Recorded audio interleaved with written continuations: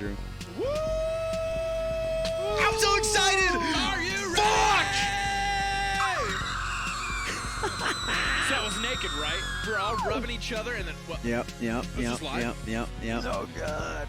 I wish it was live. We have the capability to go live. It's just no one would watch it. They'd be like, "What is a snooze room? I'm asleep. I'm asleep already."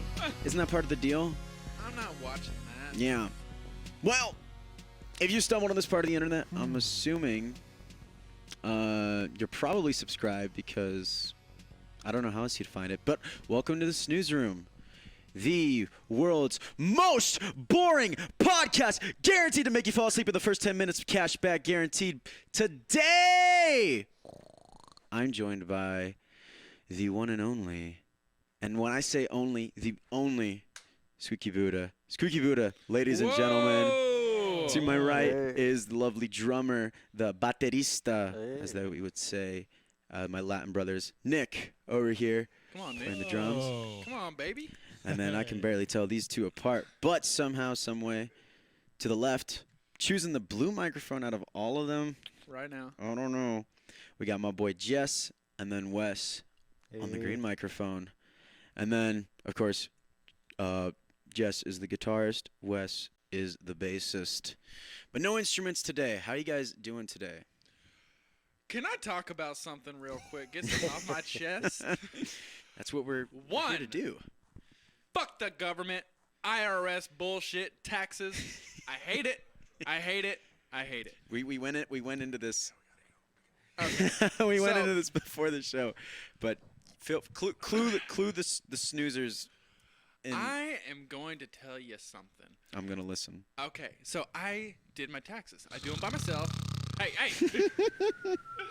And this year, I made $27,000. And guess what I had to do? I had to pay $25 to the government who already took enough money from me. And my brother did his taxes yesterday. He got back a lot. Yeah. I had to pay. I know. So I decided to call TurboTax. TurboTax, not sponsored. We're not sponsored by TurboTax. But one day maybe. And so I called and talked to this lady. And she says, "Hey, how can I help you?" I'm like, "Girl, I got a problem." And she's like, "How can we fix it?" You always loved the, the she was country ready to lady help. from Texas. No, she was ready They to make help. you feel like at home. Right? Yeah. I was kicking back. I was drinking a cider. I'm like, okay. Yeah. I'm like, "Girl, I think I messed up my taxes." She's like, "No, you did not. Let's get to the bottom of it." I'm like, "Girl, let's do it." Okay, so we're talking. She's looking at my screen. She's screen monitoring the computer. I'm like, okay. She's like looking at it. Okay, it all looks right. Okay. Ooh, okay. Back up. I see on your second W-2, they forgot to put the. I'm like, okay. I'm like, well, I made about the same as my brother without knowing that I definitely didn't. I'm like, man, we both work at the same job. I be working. He be working. We make about the same. He works way more hours than I do. Yeah. So I picked up his W-2. I'm like, see, I made $27,000, and he made $41,000. We did not make the same. And I was telling the lady on TurboTax, I'm like, "Girl, I just like my free time, and I be leaving like after 6.5, maybe 7 hours." She starts roasting me. 6.5, 7. You need to do your full 8. I was feeling sorry for you for a second, and then you're not even doing your full 8. I'm like, I just like my time. What's the point of your time if you're broke? I know it's like, I've worked in service for my whole adult life, and let me tell you, 8 hours is no joke. It's a lot. For me, in servers, it's like, I remember I would go in and I'd be like, "Oh my God, I'm working a double today," and that's 8 hours if I'm lucky. That's 8 hours. Like Split for me, shift. yeah. For me, it's like I would normally work like 3 to 4 hours, so 8 hours. But to the rest of the normal labor world, that's just That's the norm. it's a shift. But I get you, Jess. I understand the struggle. It's not fair. Yeah. It's unjust. Yeah. It's unjust. So, the moral of the story was I'm not working enough, and that's why I didn't get a big chunk. And there we go. But just working 1 to 2 more hours, that would have fixed the whole tax issue? Probably not. He fucked up something. I probably fucked up something. I'm like, the discrepancy is pretty pretty major for just like a few. What's his nodding his head? Right? I don't know. I don't know jack shit about taxes. I'm gonna be honest with you. That's okay. I mean, I really, I remember, actually yesterday I was filling out. When you start a job, this is the worst part of every job is where you sign your soul away, where you're doing all the paperwork and you pretend. Like the nice lady's at the front and she's like, "Oh, just make sure you read through all the documents," but you can't read. Come on, what are you doing? So you're going through all the documents and you're just scanning through it. Oh yeah, sue you, don't sue the company for this, blah blah blah blah. And you just sign away. You sign your soul like a little bit after every document when you're getting to a new job. And then I was doing all the tax forms and I'm just like, shit, what the hell is a dependent? What is an allowance? It's What like is a withholding? I'm just like, I don't. It's like multiple choice. I just pressed D on all of them, all the above, whatever, and we're just gonna hope that everything works out. I'm surprised they let people do taxes by themselves. Yeah. I mean, like I've seen like TikToks like or whatever just floating around where it's like the whole thing is like, okay, so the IRS makes you do the taxes yourself, okay, and they know exactly how much you owe. But they don't tell you. It's up to you to figure it out, crunch the numbers, and then do it. And if you don't do it, or if you fuck up, you go to jail. It's awesome. That's pretty awesome. I mean, like, Are you jealous? I'm in it. We're all in this together. Yeah, they could totally just do our taxes for us. They already know what's going on. They could. Why don't they? But why would they? Yeah, I mean, Shadows. Extra work. They're making us work for free. yeah, I Pay them. being an adult sucks. I know we have a younger audience out there. Don't be an adult. Just end it. Let me tell you a good tip to all the younger audience. Yes. Okay. Yes. Never put dates on your resume. Like, I worked here from 2005 to Really? 2011. Never fucking do that because they'll never ask. If you're just like, hey, I worked here. For references, put your friends. Always. I've always done that. That shit always works. I always put my I just put my college professors, and it looks nice, and they'll never call them. And I think it's funny. Like, what if they do call one of my professors, and like I did not. I just imagine that. Do you ever imagine that on the phone? Because yeah, like I applied to this job and it's like we need 3 references and I'm like, well, I only had one job before this, so we're going to have fun with this. We're going to get some imaginary people going. But has that ever happened? Like you put like a friend on like I get paranoid that they're going to call, but they never call. No, you gotta warn the friend, like, yo, man, I put you on my you gotta keep them in the loop so they don't just pick up like, yeah, who's it? Jesse? Nah, you got the wrong fucking number, man. Yeah, it's always after the fact when you already. Oh, yeah. When you already wrote down their name and everything. Right. Yeah. I said you were my pastor. It's what? like, and you just make it hard on your buddy. Like, hey, I just sent in an application and I put you on the resume, and they're like, okay. What? I also, you just email them like a whole profile, like they're a CIA agent undercover. This is your name. This is your occupation. You've been my boss for this many years. Stick to the script. And they're like, what? And then they just immediately get a call from like your new employer, and they're just like, Don't do me dirty, man. He told me not to mention all the drugs he's done. I mean, that would be it. I mean, yeah, you could but has that backfired ever? Not yet. Not yet. we've had over 20 jobs within our 20-odd years. Really? Mhm. Yeah. Wow. What Yeah. I don't want to draw conclusions. No, make a conclusion. Draw. I'm gonna assume if have you heard of a statistics term, the law of large numbers? No. It basically indicates that the more samples you run, the more basically I'm not a statistics Data. major. Yeah, the more data you have, the more it's going to deviate towards the mean. So basically, if you flip a coin a bunch of times, the more it's going to sort of be that half and half. If you flip it 3 times, it's pretty easy to get 3 heads or 3 tails. But the more you do it, the more it's going to be towards the middle. Now, the more jobs you have, I'm going to assume that maybe the law of large numbers would say at least one of them you got fired from. Nope. No? Quit. Never been Quit fired. all of them. All of them. Never. That is bad. we're half Latino. We our work ethic is too Wow. strong. Yeah. What Latino? Venezolano. Really? Yeah. I would have never guessed. Because we look pretty white. Yeah, you do look really white. That is very interesting. I'm also of South American descent. Oh, yeah? Yeah. Who you repping? Peru. Ah. Peru, yeah. my dad. Brazil, and my mom. Damn. So I thought you were white. yeah, you and me both. Hey. Yeah. This is a diverse crowd. It is pretty diverse. We were saying, but so 20 jobs. What's I guess let's see where this takes us. What's the weirdest job? Oh. I can tell you some of the worst. I haven't had like This band. weird. Okay. What's the short? Because 20 what's the shortest lived job? Oh, I quit that afternoon. And this is in But San that Diego. doesn't count. I mean, I've had an afternoon job too. No. I applied to be full time, and then I quit by lunch. Okay. So, I'll paint the picture. I want to see it. I'm broke. Mhm. Currently still am, but Yeah. back then I was broke. Broker. Right here. Okay, come on. Broke. And so, I filled out this job application to plant native California plants. Mhm. I'm like, oh fuck yeah. I was joking with my friends. I'm like, what if it's all cactuses? So I show up. I show up to this place, and as far as I can see is foreshadowing. dirt, just like, and it's hard as concrete. And they give us all shovels, and it's just like trying to dig. And then this truck comes, and we're unloading nothing but cactuses. And they That give us guy. all these gloves. They give us these gloves, and they're still pricking me through the gloves. I'm like, fuck this job. Fuck these cactuses.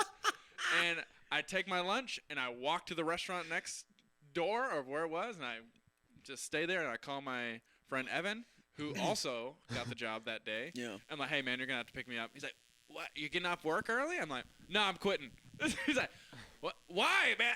I'm like, this place sucks. I don't want to dig these fucking plants. I don't want to dig these holes. I don't want to do it. And then he didn't. I ended up getting paid for that months and months later. They tracked me down finally. Like, hey, we have $90 for you. I'm like, $90 isn't yeah. bad. I'm like, I didn't do shit. I'm like, I hate to interrupt, Andrew. Do you hear this odd buzzing?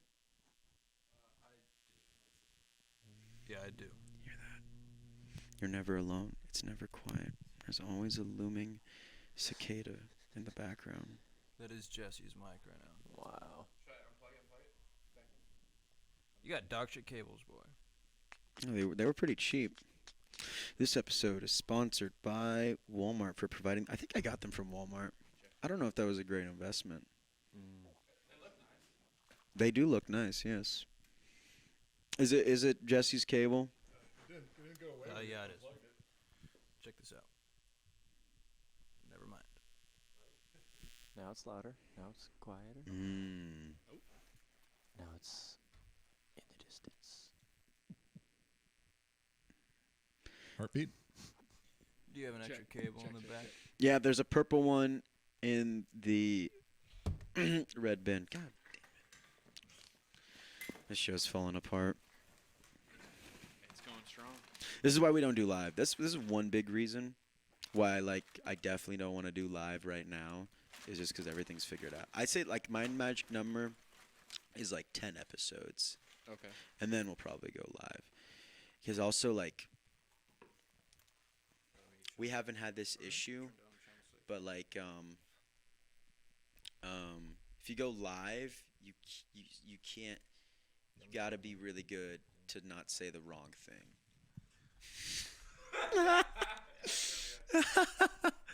Haven't had that. Will likes to name drop people, and he'll just be like, "Man, fuck this person in specific who's watching right now," and I'll be like, He loves Your only fan? Fuck him, Jerry. like the first Oh, shit, we episode. got 0 views. The first episode, he name dropped like 3 people in a band, and he's just like, I don't.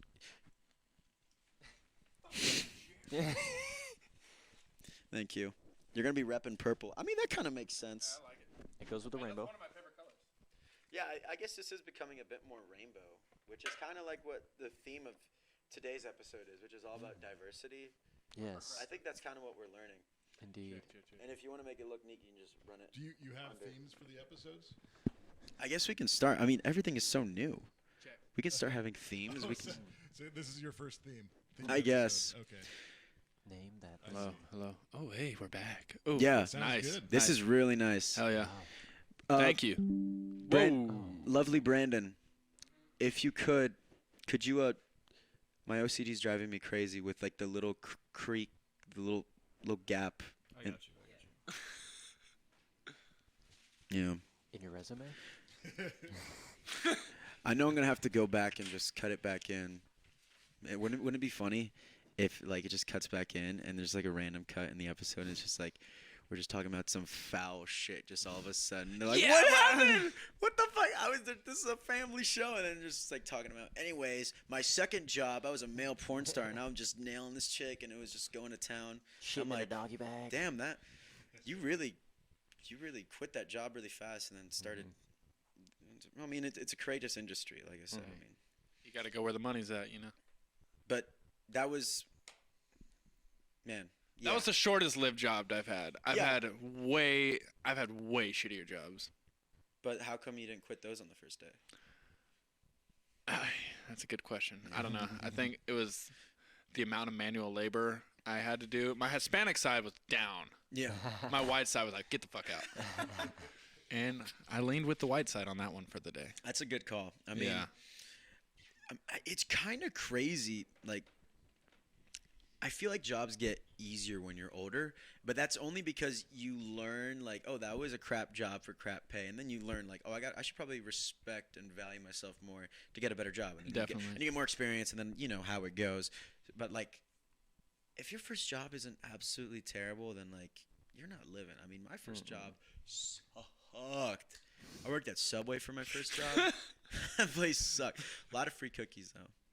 A lot of free cookies, and then there was one day I rung up my I got like I remember it was they don't call it the Philly cheesesteak. It's called it's not the Philly. It's just I think it's just called a steak and cheese. Yeah, it was called a steak and cheese.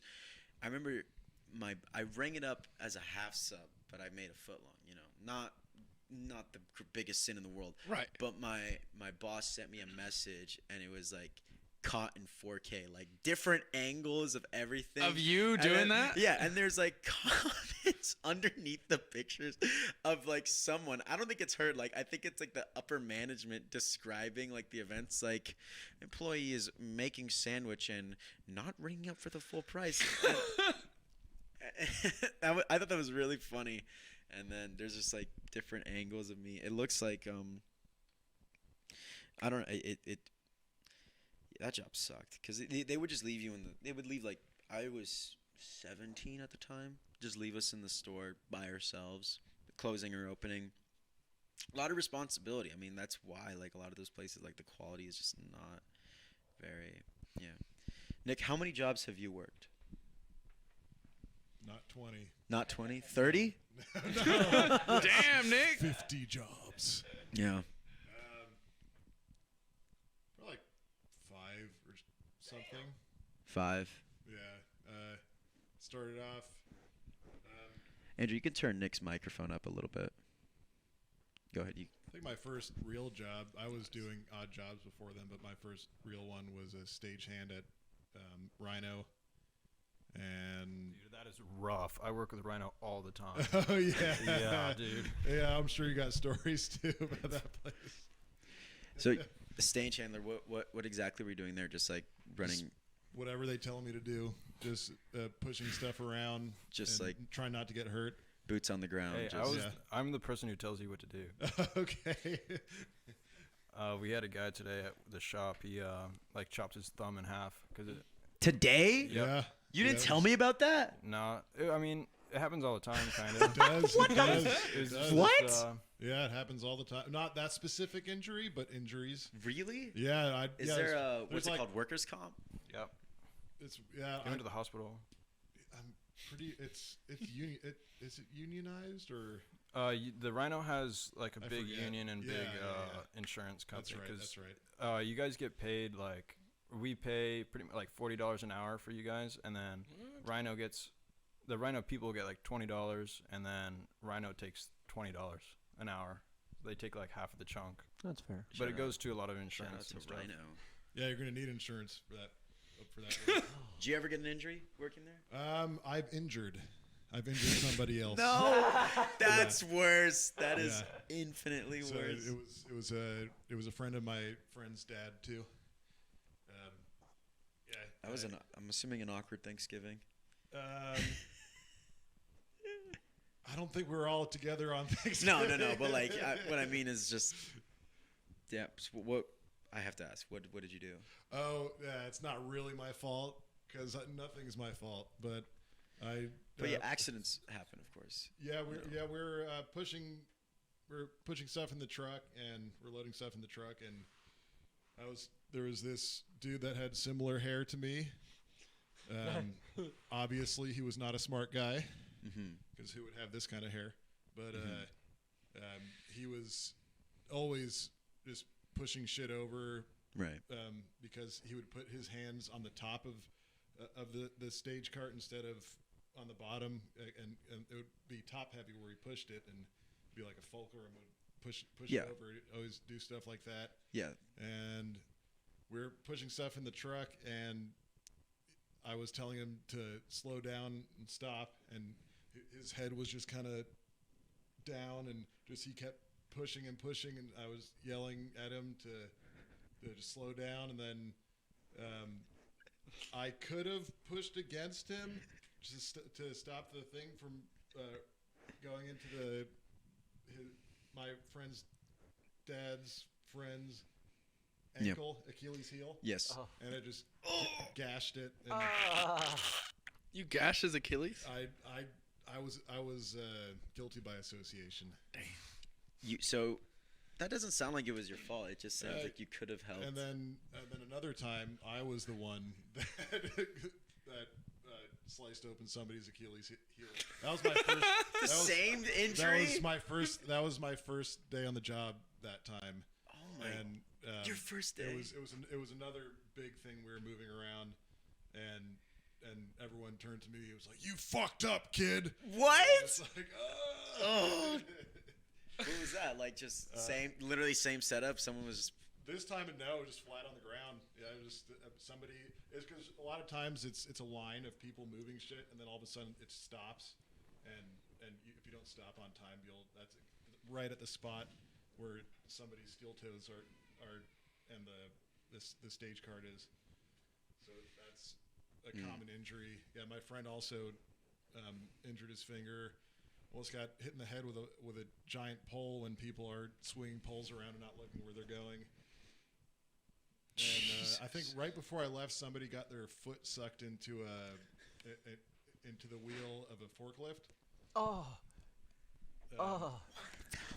How long were you there? How common were these injuries? I was there for a few years. Oh, a few years. Okay, sure. Yeah. Jesus Christ. But yeah, just injuries happen all the time there. Just probably like in any construction gig. But Yeah, I mean, it's a lot more fun because I got to see cool bands that I like. Sure. I just feel pretty privileged right now. I mean, who hasn't had shitty jobs? I don't know. I really like that job. Well, yeah, but it's like I never felt like endangered every time I went to work. Yeah. I think Hey, get this, yeah? So I'm going to be at Coachella, and the day we were striking all the stuff, like putting it all away, my schedule is Sunday, I'm there from 10 p.m. until 8 a.m. the next day. So like 12 hour, what is that? 14. you said it was like you work 16-hour shifts. That's 10 hours, right? Yeah, I worked at 20 for them before, 22, something like that. Well, so that's 10 hours, but then it's 8 a.m., and then I have to come in 10 a.m., 2 hours later, and then work until 5. Gross. Yeah. Yeah, I know that a few times I was working for them at Petco, and I did. That's cool. The first time I did That that, is I dope. didn't know that if you agree to have them feed you dinner, that you have to stay till 8 in the morning. Have you ever worked with Pro Systems? They do like Hey, more Brandon, if you outside wanna- events. Do me a favor and just unplug the light bulbs from the light over there. Don't burn your fingers. Thank you. Be careful. No, just Rhino. Yeah, and then I moved on to other Well, stuff. like Rhino will get contracted by other companies, and that being I my see. company is Pro Systems. Okay. I don't know. You if just we've peel ever the ran plastic into off. each other. So If you want, I can go ProSystems, there and do do it. they run the consoles and? Yeah, we're all the Okay. techs and everything. Okay. Here, let me show you, Brandon. I'll be right I back. probably have then. Yeah, at some time. We do a lot of Gallagher, Petco Park shows. Gallagher. Yeah. Yeah. His Gallagher or Gallagher 2? Gallagher Square. Gallagher Square. Gallagher cubed. When you said Petco, I thought you meant like the Just at Petco. the pet like the pet store. I'm like, what? Beach what? I'll I'm take okay. one. I'm good. I'll take one. Did you know Jess can eat a whole fudgesicle in just one gulp, like a seagull? Are you about to do it? Oh yeah. It's called clean I'm doing sticking. work for you. Clean sticking. Boom. Oh, healthy choice too. Only 90 calories? Yeah. Bruh, you're looking out. That's less than a Michelob Ultra Yeah, I try to. You know your beers. beer. What's your beer You know choice? your one beer. Michelob Ultra. It all depends on the mood, you know. Of course. I don't have a staple. Corona. Yeah. I've been really into Dune lagers recently. Mm-hmm. You ever heard of those? By the Beaver Co. No, I haven't heard of them, but they sound nice. They sound It's pretty light. It's good. dope. I'll chime in. Most of my drinking was started and kind of ended my freshman year of college, so it's pretty horrible as far as taste goes. So What? Beer or everything? everything, everything. I mean, in the dorms, that's where I learned to drink, and just terrible stories. But like, I remember, like, my main thing was like margaritas, and for me, what a margarita was a plastic cup that I never cleaned because, of course, there's a dorm, there's no sink unless We're dudes. Yeah. Never cleaned it, and it was like, it's not dirty if you keep using the, if you fill a cup with water a bunch of times, it's not dirty because it's just water. Same thing with a margarita, of course. So then I would just fill it up with tequila, lemon juice, never measure it out, Sprite, and just sprinkle tahini in there and just fill it up to the top. And that was my, that was a luxurious night. But Bud Light was my favorite drink for a while. Well, I mean, tequila and lime. Of course. Yeah, that's like I would imagine kills bacteria, you know? It does, but it is very sticky. Very sticky. Did you have a lot of bugs in your dorm? No, we didn't. We kept no bugs, but SDSU every time. There's always something in one dorm every year. So for us, it was mold in the vents. That was like one thing. I didn't really notice it too much, and that was one thing that people talked about. Like, oh my God, there's mold in the vents. Everyone's sick. Frat flu. That's where it came from. Oh. Yeah, and then yeah, frat flu is no joke, especially because my freshman year was like when everyone came back from COVID. So you gotta imagine like all these people from all over the country, sometimes even the world, just come in here. They've been locked down for like ever. Now they're living together, and then they just party for a week straight. And now they go, and they're just like in buildings, and it's all vented the same. And then it's a nesting ground for frat flu, is what we called it. Bacteria. Yeah, no joke. So that was that. So I'm pretty uncultured in drinking, but beers of choice. Mine. Yes. Modelo.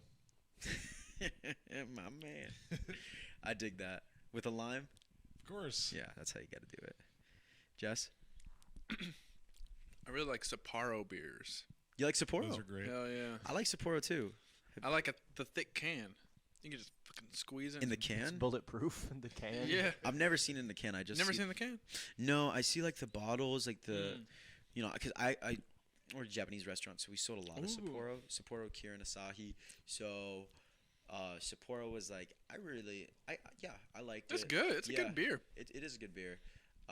We had like the big bottles. It's like the big bottle. People would be like, "Oh, I'll have a bottle," and I bring it out, and they're like, "Oh my God, I should have shared it." Too late. Now drive. We're closed. Yeah, but and then banquet. I've always been a banquet guy. Coors? Yeah, No. I had the worst hangover ever. We were living in the desert at the time, and Mm. we were shooting a little documentary thingy, and the guys doing it, they're like, "Hey, you guys like beers? Because we bought you a 30-pack."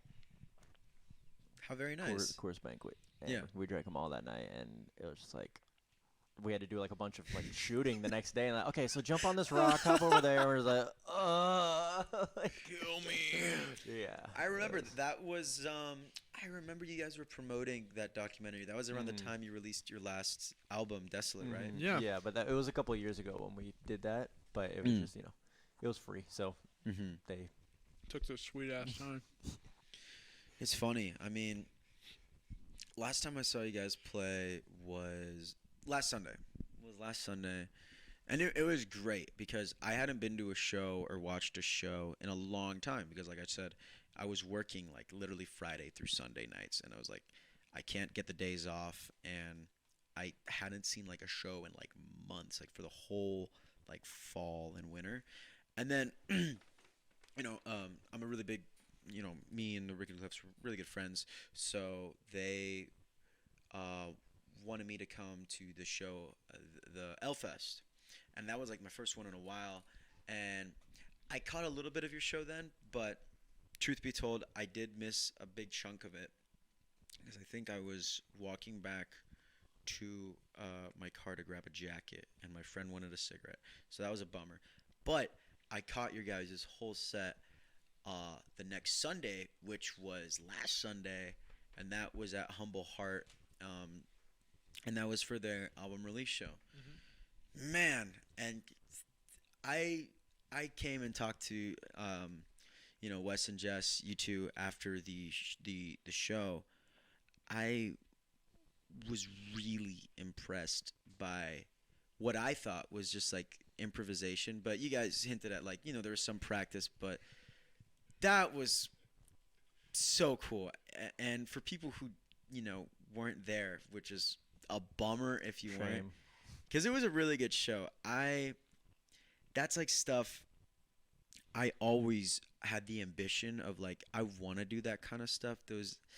I hate to call them gimmicks and antics, because that implies that it's just like a surface. Childish. Well, it just implies that it's like a surface level thing. It's like Got any other adjectives for our band? Oh my God, I better be careful with my next words. But I We hate got gimmick. gimmicky, antics. Gimmicky, that's not it. Lame. It's very Stinky. very Hacky. lowbrow. Hacky. But it's not that because that implies, that's what I love to do with my last band. I'm like, what if we did a 7-minute guitar solo as an experimental thing, and that's where it ended. We would just do it, and there was no question about how do we make it tasteful, how do we fit it with the rest of the show. It was just like, that's a cool idea because it sounds cool, let's do it. And that whole instrumental breakdown of just like transitioning from, like, it was almost like a halftime show in the show. I thought that was so cool. And then like it's just building up. It's like a lot of people forget that it's a show, and if they want to listen to music, of course that's there, but your job is to entertain. You go out, and it's so cool because the music is perfectly incorporated into it. I thought it was a blast. Like, it built up, and then when you want to take off your shirt, rhythm is still going, and you're playing guitar, and then you're like, well, I want to take off my shirt too, so then you do that, and then you're laying down the bass, and then the drums, and then somehow you guys are having like this huge battle, but it's still going, and it's still building to something. And I just thought that was really cool. I mean, you guys hinted to me a little bit that it is a little bit worked on beforehand. What goes into doing something like that? So for that particular little jam, we play this song called Desolate, and then on the last chord of that song, we're like, dude, if we ended on the start the jam right there.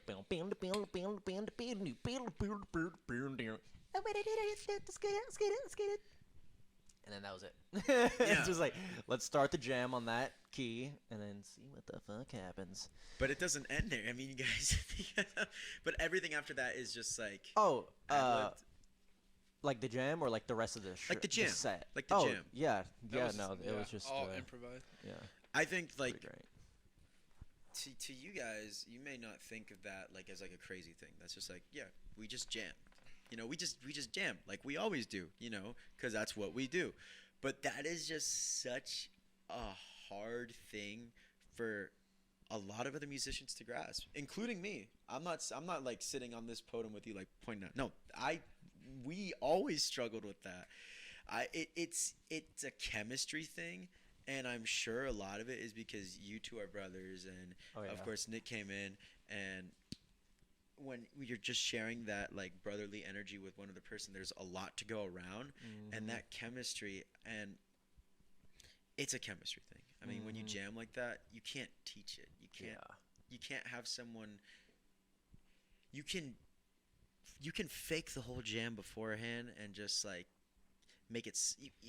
But you can't even make it sound like that. It's really hard to describe because people can tell when you're say faking it. I mean, you're still playing it, but people can tell when you're not like feeling it. Yeah. If that sounds cliche. Oh Oh, no. that makes perfect sense. Yeah. Shit. I think I lost my train. Well, you better go catch it, buddy. Yeah, jeez. Because Truth be told, I didn't even want to fucking jam. So That's what I was gonna I didn't say. even want to fucking do Letting the that. cat out of the bag. Yeah, no, Here we because go. because we couldn't practice with Nick that week. He was already playing a bunch of gigs and doing Yeah. some other stuff. And so we're like, okay, Nick, we'll just fucking send you a set list. yeah. And then Wes was like, dude, what if we do a little jammer here? Why? He hates Fucking jamming. jam? Yeah, I'm not a jammer, dude. That And- is surprising. Do you know how surprising that? Because you guys were really in the zone. I mean, everyone was so captivated. I mean, I was looking around, and then a shout out to my friend Katie. She was like, "Oh my God, those Squeaky Booty guys are so good. They're so good. They're so great." And I'm like, "Yeah, what'd I tell you? What'd I tell you? I got pretty good taste. I mean, I listen to the finest stuff, you know." But Thank you, dude. I thought that segment was really cool, and it's also just really cool because that was the last show I saw you guys play. But the first show I saw you guys play, that was. I remember which show it was. I'm trying to think when it was. It was a year and a half ago. I remember it very well because it was. It was at Sinbad Ultra Lounge. Holy fuck. That was a shit show, dude. Yeah. That Oh my god. was Booking by Charles. Booking by Charles. Yep. I remember that show Oh my clear as God. day. It was I'm- called Booking by You weren't in the lineup. This The was guy before. that booked it, that's Yeah, what yeah, the booking agent. This was before know him? the Nick. No, but it just sounds like it's. Oh it's- my God. It's like the promotion So- company version of Body by Jake. Let me.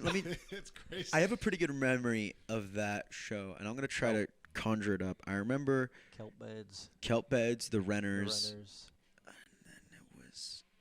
It was the Rickety Cliffs. Oh, we're Rickety Cliffs. Rickety Was that our first time with the Cliffs? I think it was. I think it was. Because I didn't really like Reese when I first saw him. I was like, look at this fucking guy coming right up. Keep talking shit about Reese. Say it in the camera. Fuck you, Reese. I think that they thought they were next, and they went like straight up to Charles, like, yeah, so like, where are we setting up? And I was like, we're fucking next, bro. And like, If I remember I correctly, love you, Reese, but did- yeah, didn't you you- rubbed me wrong the very first interaction I ever saw. I was like, look at this but fucking didn't you tween. guys go first that night? I don't think so. I don't fucking remember, but. Yeah, I just saw the Cliff Boys coming in all hot, and I'm just like, whoa, whoa, whoa. Yeah.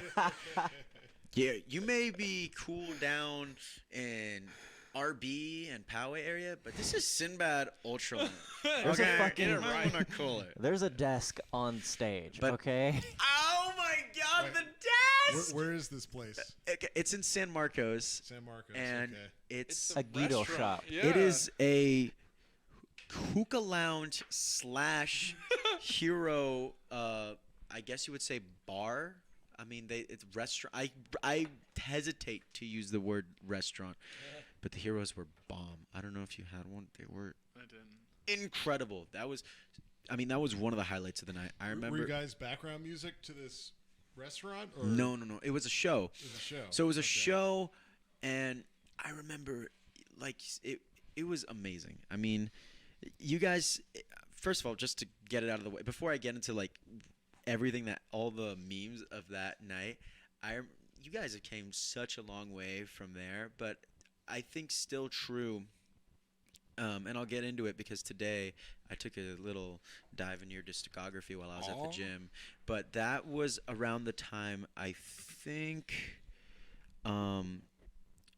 you're not Desolate, but before that, the album or the EP that came before that, that's when that was still fresh. Desert Days. Yes, because I remember I think you guys ended that night with All My Friends. Is that the name of the track? Yeah. Like, dun, dun, bum, bum, dum, bum, and I loved that song. That was my favorite song for a while, and then Desolate came out. And Shout out Cody.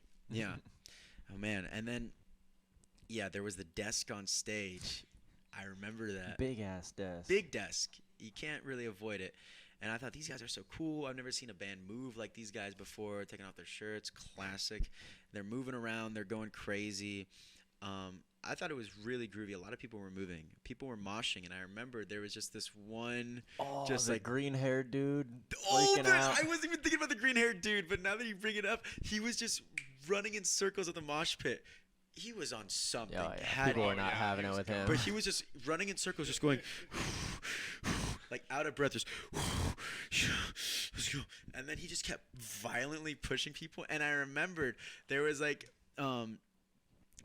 big Mexican cholo looking guy was like the security guard. You know, big intimidating dude, tattoos. bald with like, you know, the cholo stash and everything. And he came in. I remember he would just come in the mosh pit, break everyone up with a flashlight, flashing into people's faces. Every time people would dance, he would come out of nowhere. Like, no. For real. You're a person. Yeah, okay. And then, you know, the green-haired dude, I remember he was just walking around. I mean, he was all like punked out, like, you know, like the kind, dressed up, really like scene guy. Green, not, and when I say green, I mean like neon fluorescent toxic waste green, like mohawk, and he's just going around pushing me. I want to say he got kicked out 4 times and would make his way back in every time, like before and after every set. It was incredible. But I remember, yeah, like there would be moshing. The security would just break everything up. Like, I don't think actually I know this because I talked to the people the owners of Sinbad ahead of time, or a few months after the fact, that they didn't know that like there was going to be moshing, and that like freaked them out, and they couldn't like What the fuck is this? Yeah, it was like, by the way, it wasn't like crazy. It was just normal, like, Yeah, oh, you go to a show regular and people are dancing and people are moshing. But like this was like so foreign and crazy to them, and it just freaked them out.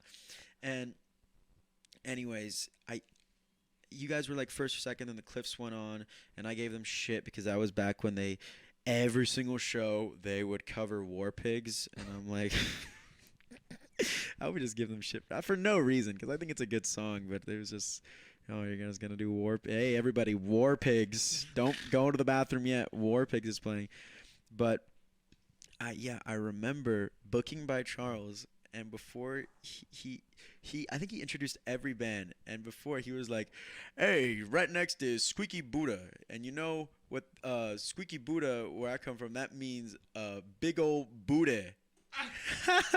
He was something like that.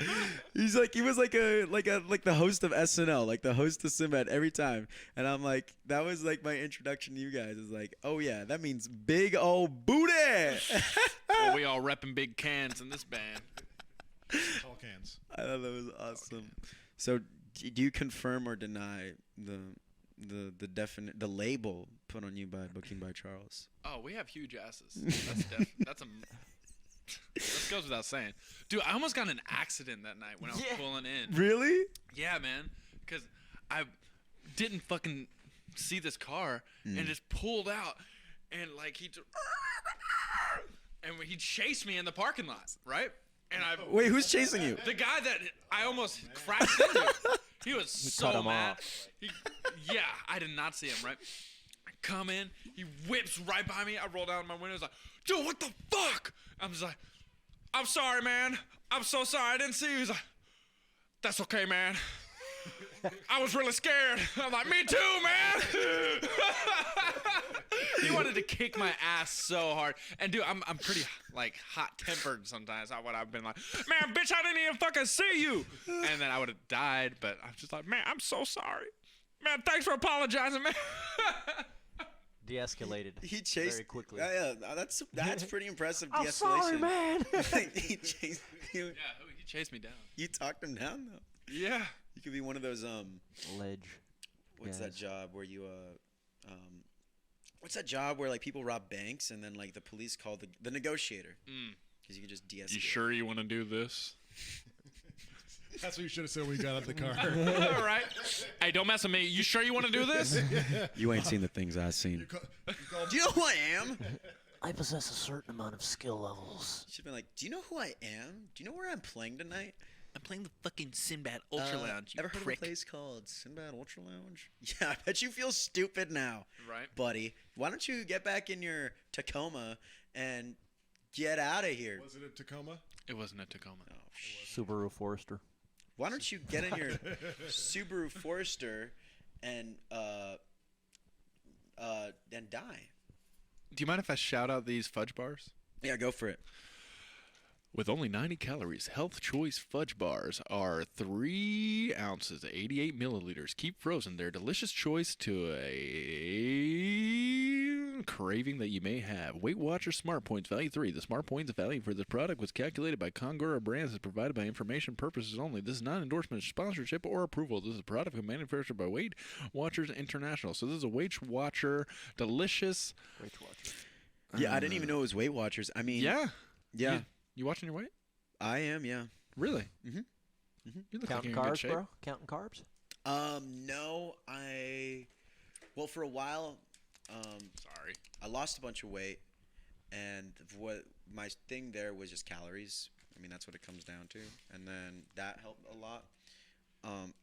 Carbs help too, but you need carbs for energy, and that's when I messed up my first diet because I didn't eat enough because it turns out things with less carbs is also the things with typically fewer calories. So I ate a bunch of keto products, and I was kind of doing like a light version of keto without even knowing. So I lost a bunch of weight, and then I developed an eating disorder. LOL, gained it all back, and now I'm trying to approach it at a different angle. I'm trying fasting.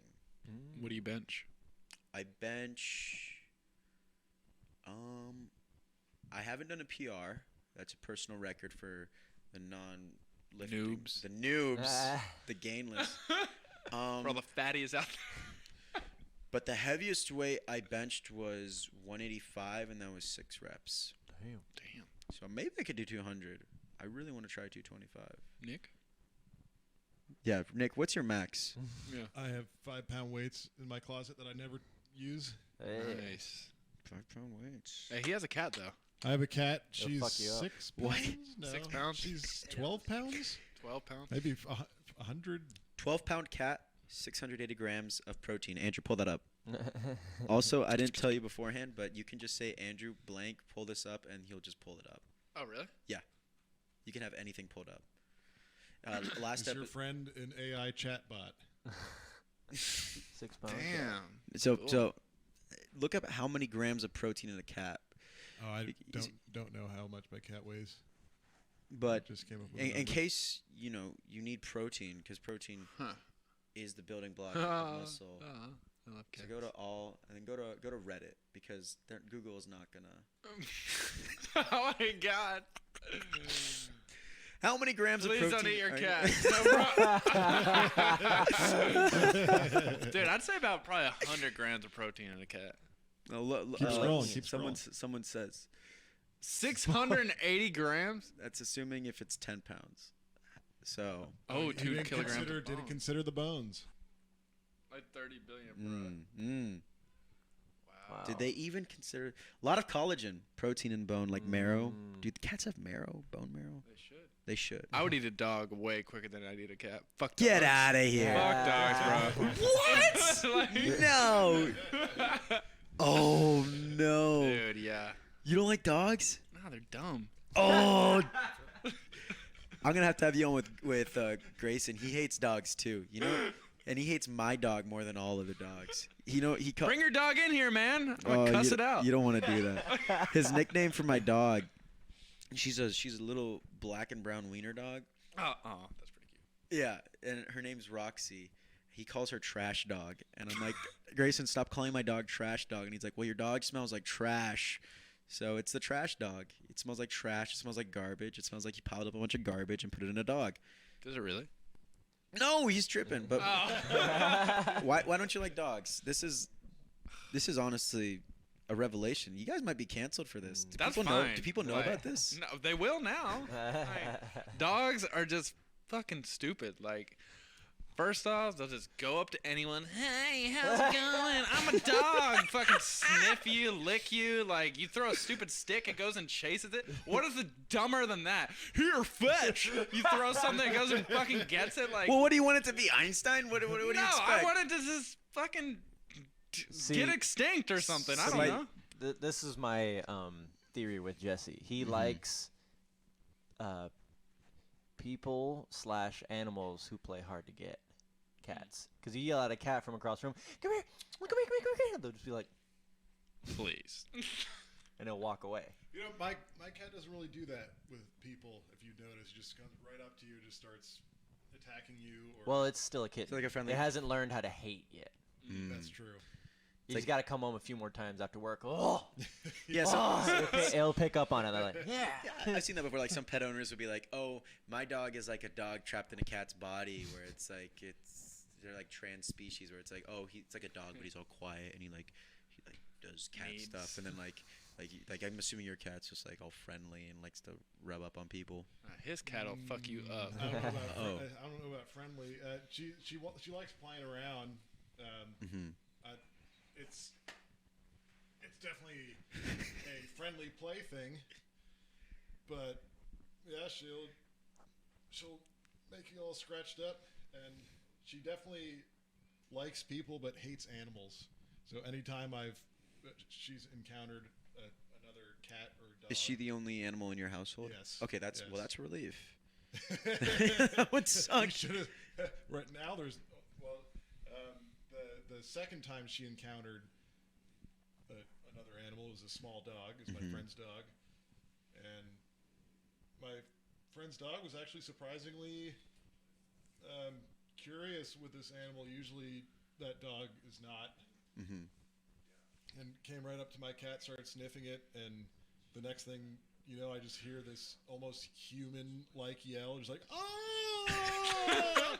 And it's my friend's dog, and I just see him picking up the dog while it's still yelling, like "Ah!" I've never heard a dog make that sound before. So Jesse, who is the victim in that situation? The dog, The dog, for sure. yeah. Yeah. My cat was totally fine. But I mean, I understand. I mean, I understand people who don't like pit bulls, even though of course, like the whole toddler fiasco between them and toddlers and stuff, terrible stuff. Even though not all pit bulls are like that, it seems like your beef per se with dogs is more of them Just being a dog. It's less to do with them being dangerous and biting toddlers, and more with like The way they act. Do you think they're gross? They stink a lot of the times. And dude, like, you got me fucked up if you think I'm just gonna clean some dog shit. If Cats I ever shit in the house. Yeah, not indoor outdoor cats. Shout out Dusty, my 14-year-old cat. She lives in my mom's house in Nashville, Tennessee. What are you pulling up, Andrew? What do you've gone AWOL? Remember, this is my show, okay? I don't want to see pit bulls attacking. Jesus, it's like a pit bull breeder. There is a lot of pit bulls, but I do know about Shoo. I do know. Oh, fuck. That ain't really a bite. Oh, I don't want to watch this shit. This is why you don't do all the pulling up, Andrew, is because you keep pulling up pit bulls, world star, hip hop, fighting kids and stuff. I mean, yeah, I know, but I do know about the whole indoor outdoor cat thing. My buddy has this cat called Earl. It's an orange cat. I love that too about cat people. Is there's no breed. There's just like, what kind of cat do you got? It's orange. Yeah, mine's gray. Gray. Yeah. Gray. Oh, nice. I know there's like tabby, calico. Calico's like a thing. Mancoon. Mancoon, Siamese, but like, I love Hate just like Siamese cats. yeah. They're a the lot of worst kind of cat. people- They look mean. Too much personality. They don't look approachable. Oh God, they're like fucking. We're just gonna roast on animals. We could do a. Fuck fish. We can do What fish do you hate? I hope they take them all out of the ocean. We can do a pet tier list if you want. Tier lists are a big thing here. True. But Andrew can pull that up. But I want to know. But is like. We got one. But you do know cats. I hate litter boxes. That's just my thing. I know you're Not a talking fan either. about outdoor right. cats, and they.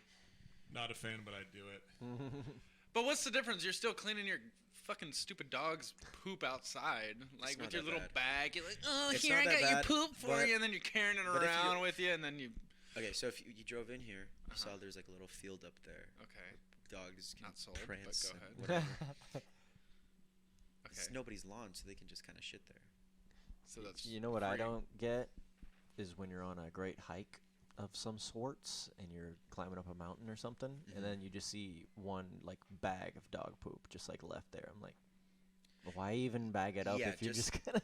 Yeah, they like I touching don't- The shit is fine. Like in reality, the shit is less of a pollution thing. Yeah. I mean, it's not really a pollution. Yeah, it's, no, it's more of a just, hey, there's shit on my lawn. I would Mhm. rather there not be shit on my Yeah. fucking lawn. Mhm. That's like that's the deal with shit. So if it's not like on a trail or something, then yeah, it's whatever. But obviously, if it's like in the middle, then pick it up, then find a trash can. Right. But dogs are just very charming. I mean, like to quote Jules at the end of Pulp Fiction, you know, he's talking about, I don't eat pigs. Pigs are filthy animals. Fair point. Then John Travolta's character, who I'm blanking on the name, Gary. not Gary. Definitely not Gary. Gary Travolta. Definitely not Gary Travolta. Is it Mickle? I'm gonna remember like Don't listen. I'm gonna remember like 30 minutes from now. It's gonna pop up. But John Travolta's character, he's like, well, by that logic, you wouldn't eat a dog because dogs are filthy animals. And he's like, yeah, I don't eat dogs. Checkmate, liberal idiot. I don't eat dogs either. And then he's like, oh, wait a minute. But you live with dogs and you're friends with them. And they're like, yes, because dogs have character and they're charming. How do you explain that? They're not. But they are. They're so nice. I love dogs. I mean, I like cats too. My thing with cats, I'm allergic to them. So Well, I actually brought a bunch of cats. Can I bring I them? have cat Bring 'em hair in. on my pants. Bring right 'em in. now. Bring 'em in. I'm so sorry. But no, I'm trying to develop like what's it called, an immunity to them. Not really immunity. I remember back then, I would go to my relative, my stepmom's like family, and they had a bunch of cats, and it would be Christmas, and it's a huge family. So everyone's like opening presents, and it's like a whole 2 to 3 hour process, and I'm just sitting there,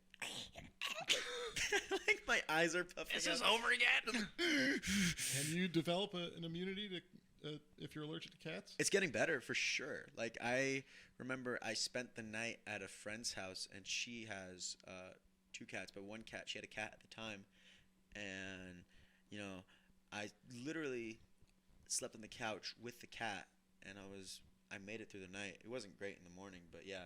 And then Will, I remember Thanksgiving night, we were getting some Thanksgiving booze in us, and then I passed out on the lounge chair, and the cat was just on my chest. And then I woke up like at 3 a.m. like dying, but like yeah, it's definitely. I don't know if you can get better, but I'm getting better for sure, which is great because Placebo. You know how people try to get immune to snake venom by giving themselves just a little bit? I have heard about that. Maybe you should just eat a little cat hair every day.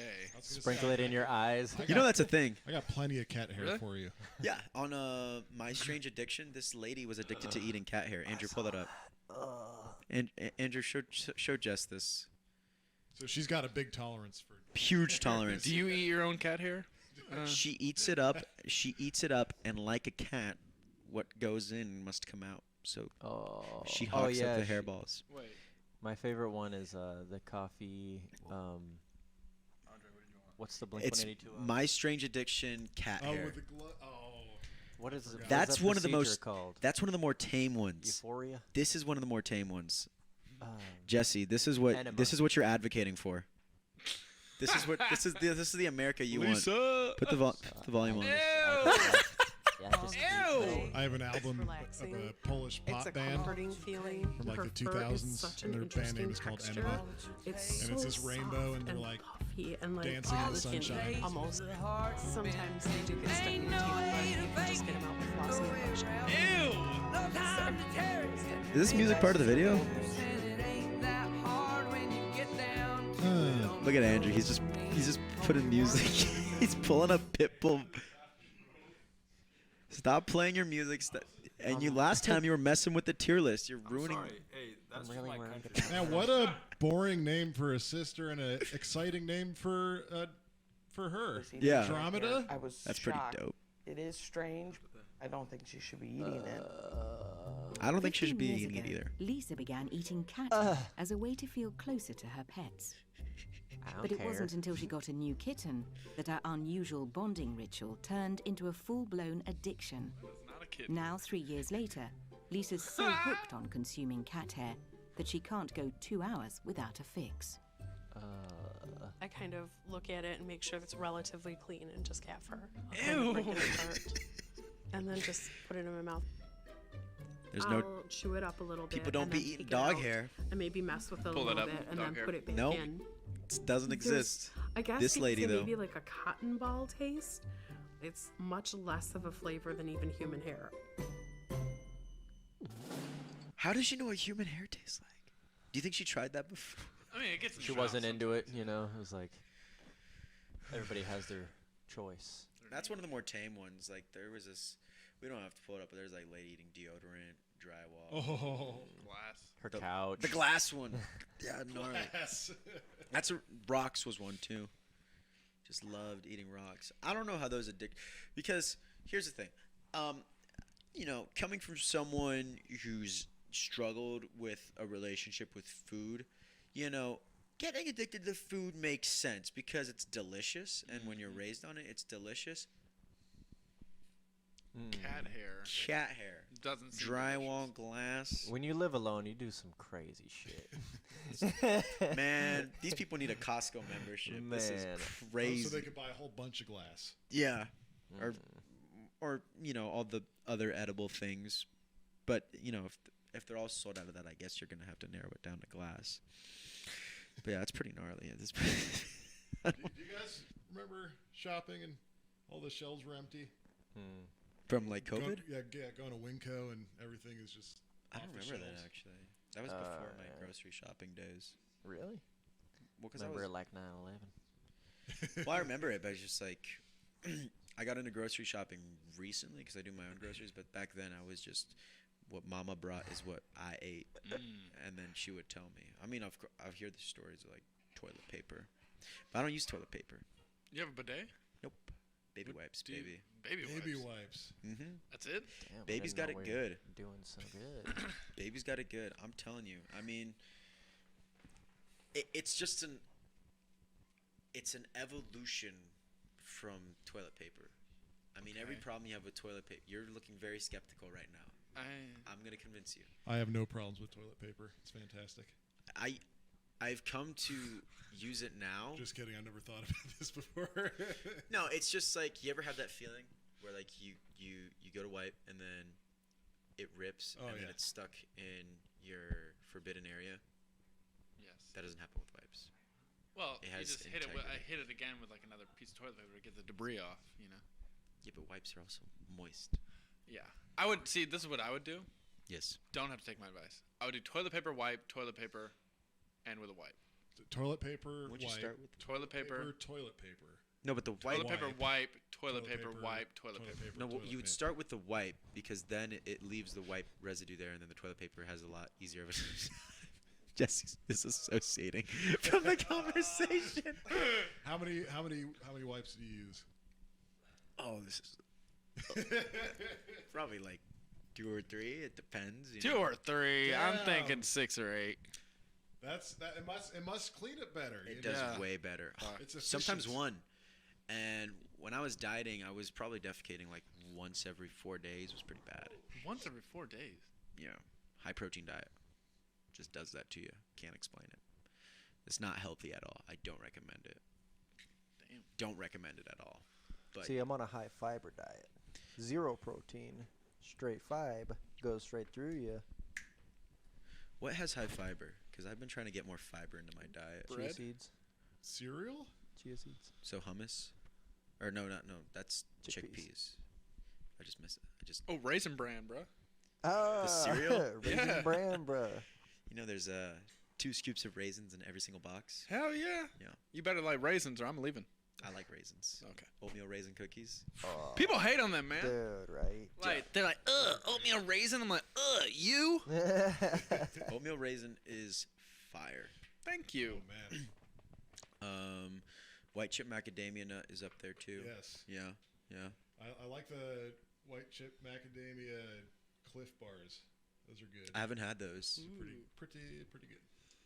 I like, because chocolate chips is kind of boring. Plain Jane.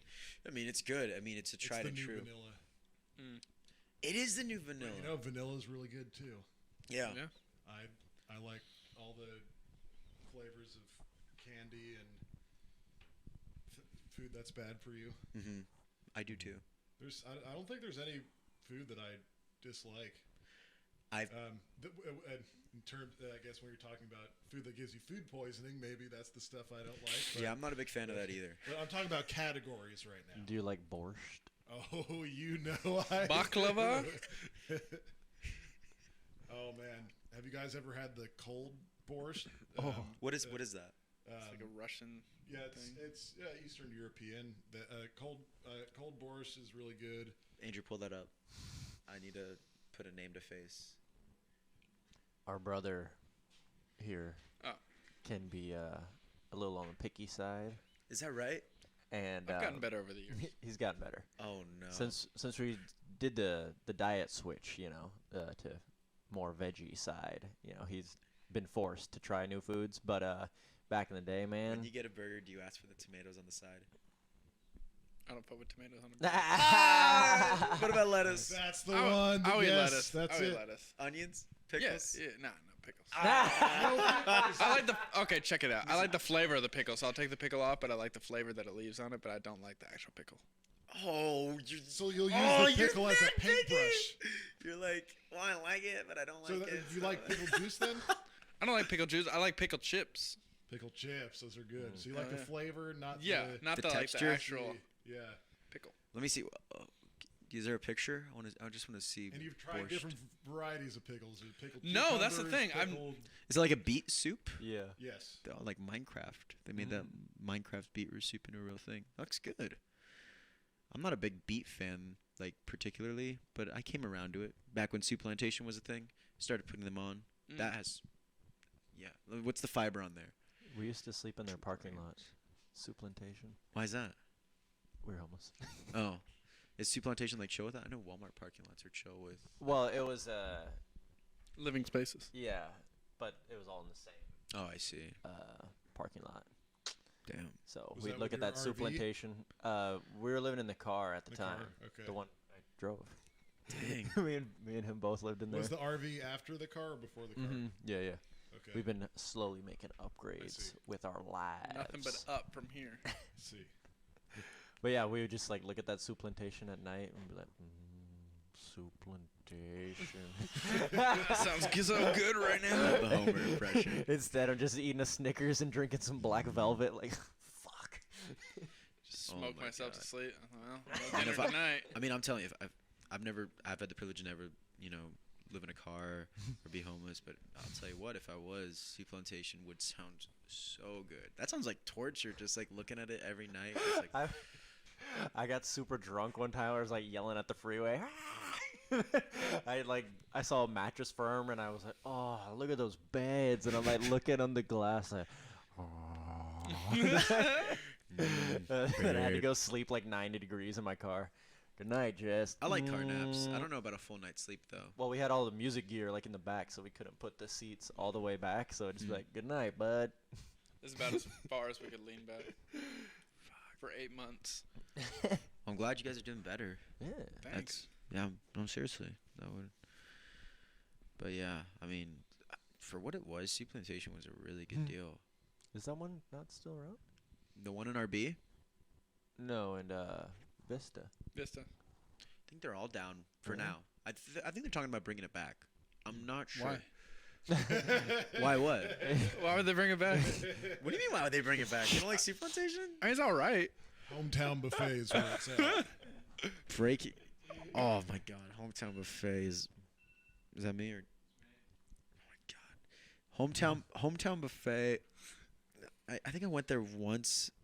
I can't distinct that and Golden Corral, but it's just there's a part of me that dies every time I eat there. It's just like this. Golden Corral sucks ass. We have a tragic Golden Corral story. It was on Thanksgiving. You know, we don't have any family out here, so we were living in the RV at the time, and our buddy Cody. You know, we were all three in there, and it was raining and cold. It was probably like fucking like 50-degree just rain, and like we were just like. And our RV had so many leaks, and it's just leaking here, leaking there, leaking there. We're like, well, you guys just want to go to Golden Corral for Thanksgiving? And we're always like, And they were open. can we get drunk first? Oh, this sounds awesome. We were Just like- sneaking beers in there. Oh my God, it was just like so wet, and They we were don't just serve like alcohol there? Or No. full No. of their shitty food, and we're just like, Table for two, please. it's like, I miss my family. Shut up. I mean, you know, if I was, you know, because I know you guys are originally from Tennessee. If I was hundreds of miles away, I'm assuming it's hundred. I don't know if it's actually. Thousands. Is it Like 2,000 miles away. thousands of miles away? There's no other place I'd rather be than drunk at a Golden Corral. It is kind of poetic. Tennessee. Do you guys go back to Tennessee often to visit? Or No. no? Maybe like once a year, twice a year, if that. That's not bad. Yeah, we went last December just to visit. Christmas. No, like a little bit before Christmas because we didn't want to get involved with the hustle and bustle of the holidays. So when we went, Smart. it was awesome. Every time I go to Tennessee, I'm reminded that I never fucking want to live there ever again. Was it Nashville? The mic Yeah, have your- yeah. It just sucks because like we grew up there. It's a cool place to grow up, but it's just like it's so boring. Once you see everything, it's just like this, and it's just so slow and just like, hey, how's it going? I'm like, speed it up. Come on, what are we talking about? And like, You would like New York, I'm assuming. no, like I think What are that's you too quick. talking about, buddy? I think that one's Where just I too was quick. born. Yeah, I mean, I'm born and raised San Diego. I was born. I know you guys are from Escondido area. I was actually born in the hospital that was there, Ooh, we drive by where they tore it down. next to the TJ Tacos on the same Yes. street. I was born there. Damn. 03. Oh, 3. What? Then it make you feel young or old? No, it's just thrown off. I'm like, how are people born in the 2000s? Believe When it or did that not, start happening? believe it or not, it happens. It Damn. happens. Same year Finding Nemo came out. 2003? Holy Yeah. shit. Wow. 2003. Great movie. It is. It is a great movie. Still hold up. I think so. I like this scene with Bruce. Fish are friends, not food. He doesn't talk like that. But I've lived here my whole life, and when it was time for colleges, you know, because that was like something I was like, hey, I want to do that. I was like, okay, do I want to go? I was actually thinking about going to the East, but I visited it, and I was like, it was a school in Pennsylvania. I didn't want to go there. And then I'm like, I just want to stay here. And I could see myself being here for a while. Not forever, because that would kind of suck. Like, there's a lot to do here, but not forever. But I know a lot of people have that thing, and where they just realize, like, I got to get out of here. Like, as soon as I turn 18, head west, fucking Oregon Trail.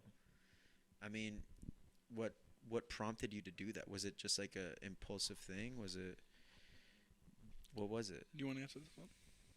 I'll take a shot. So my brother I think when I was still in high school, moved to Australia for like a year and a half, and then he moved back. And Was then he- Was he still in high school? no, no, Mhm. I was in high school. Okay. And we ended up getting a house together in Tennessee, just renting, because you can rent a house there, like with just a bunch of teenagers, and it'll work. And the lease was coming up, or it was ending, so we were like, what should we do when Mhm. the house lease is done? And I was Mhm. like, dude, well, you lived in fucking Australia. You want to fucking move to New Zealand? That's like in the same place, right? And so you can get a working visa as an American. Pretty easily. Yeah, super easily. They're just like, yeah, bro, come on over.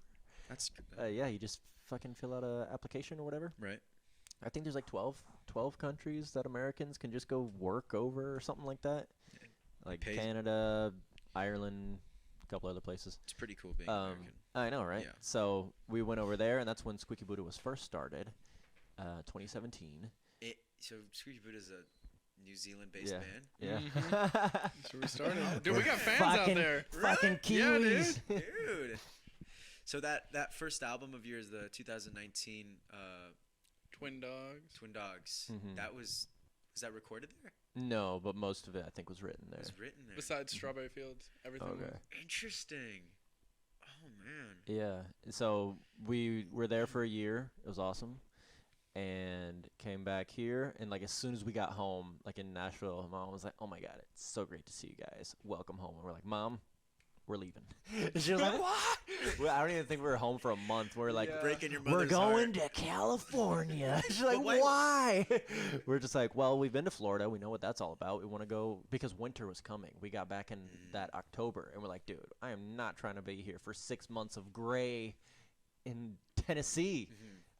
So we're like, dude, let's go back to our birthplace. How come you didn't just go back to Australia or New Zealand? Because you only get 1 year. So working Working visa. visa. and you can't renew it. They're just like your free trial is up. Unless you get sponsored Yeah. or something. Or like You should have married. done one of those 90-day fiance things. I You know, Honestly, just- yeah. You couldn't find a New Zealand gal. Neither one of We you. stayed in hostels. We only met foreigners. So they kick you out of New Zealand. You're Mhm. like fugitives of the state. Mhm. Go to Tennessee, Mhm. and then why California? We just picked it because of the warmth, and we didn't want to go to LA. We didn't really know shit about San Diego. We're just like, oh, it's warm. I looked up. I'm like, for my 5 minutes of looking up online, I'm like, oh, they got a good music scene. I heard. They got breweries. I like beer. I never go to fucking breweries. And yeah, dude, we just went and visited our friend Josh first. Shout out Josh Walker. Shout out to Josh. And we hung around in Colorado for like a couple weeks, just like he was showing us around or whatever.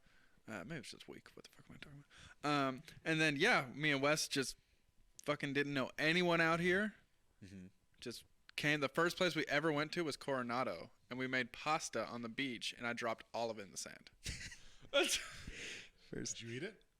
and No, because there was like maybe like enough for just me and Wes to barely So- have a bowl each. I knew a little bit about the Squeaky Buddha lore. I didn't know about the New Zealand thing. I knew about the Tennessee thing, but I'd have to ask because I never. Maybe some people wonder, but did the accent, was that something that was there, or did that go away? Or Like a did, country accent? Mhm. I think because our mom is Hispanic. that it just and- never rubbed off on you? Yeah. We and grew up my with our mom. Yeah, and my dad wasn't really country either. Yeah, but not even growing up around other kids there. No, I would I would even come home and be like, my mom would be like, "How was school?" I'm like, "Oh, it was fine." She's like, "Don't talk like that." Yeah. I'm just kidding. We couldn't jeez. say y'all. We couldn't say any of that. Like, she'd be like, no. We're like, hey, Mom, fixing to go to. No, fixing what? What are you fixing? Yeah, oh man, I love it. Yeah, because I grew up, with my mom with the Brazilian accent, which is really hard to imitate. A lot of people will just try to do like just like your typical like Mexican or Latino accent. It's totally different. My dad from Peru, he sound like this. He's very from Peru, like this. So, and none of that rubbed off. I just sort of got like, I guess it's California accent. Like, I don't know. But I mean, I feel like do people feel like they're getting catfish when you say like, oh, I'm from Tennessee, and they're like, well, you don't sound like you're from Tennessee. Well, we can do No. the southern drawl on a dime, baby. Come on, And now. let me tell you, doing country accent is fucking hard for anyone that can't do it. And they think they can do it. They're like, oh, I can do a country accent. Okay. Howdy, y'all. I'm like, bitch, you don't got that drawl. Like molasses. It's got to be dripping down your sweaty chest while you're just looking at me in the eyes. And we got semi-hard-ons, and we're wearing nothing but boots. Yeah, there's something about a southern accent where they love their metaphors. I'm sticking to you like moss on a tree trunk. I fucking do. Yeah. Is that like? See, that was kind of a Texas accent. I feel like I got some. That's the only place I've been. As well, not the only place I've been. That's the only place I've been. Where have you been? Texas. That is it. But no, I guess like in this.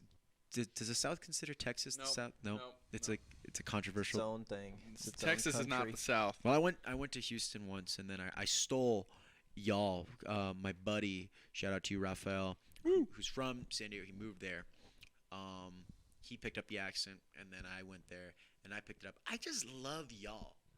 I don't like you guys. I worked here as a server in Rancho Bernardo, and I felt, and if you don't know anything about Rancho Bernardo, there's a lot of old people, a lot of old ladies, and sometimes these groups of old ladies will come in and get sushi in an afternoon, and I feel really bad going up to them and like, hey, you guys, fellas, dudes, would you guys like some, like, some people, they don't really think that, but I picked up the Yall and then I used it at work, and they're like, and then some people who would be country, they'd be like, young man, where are you from where you got that Yall?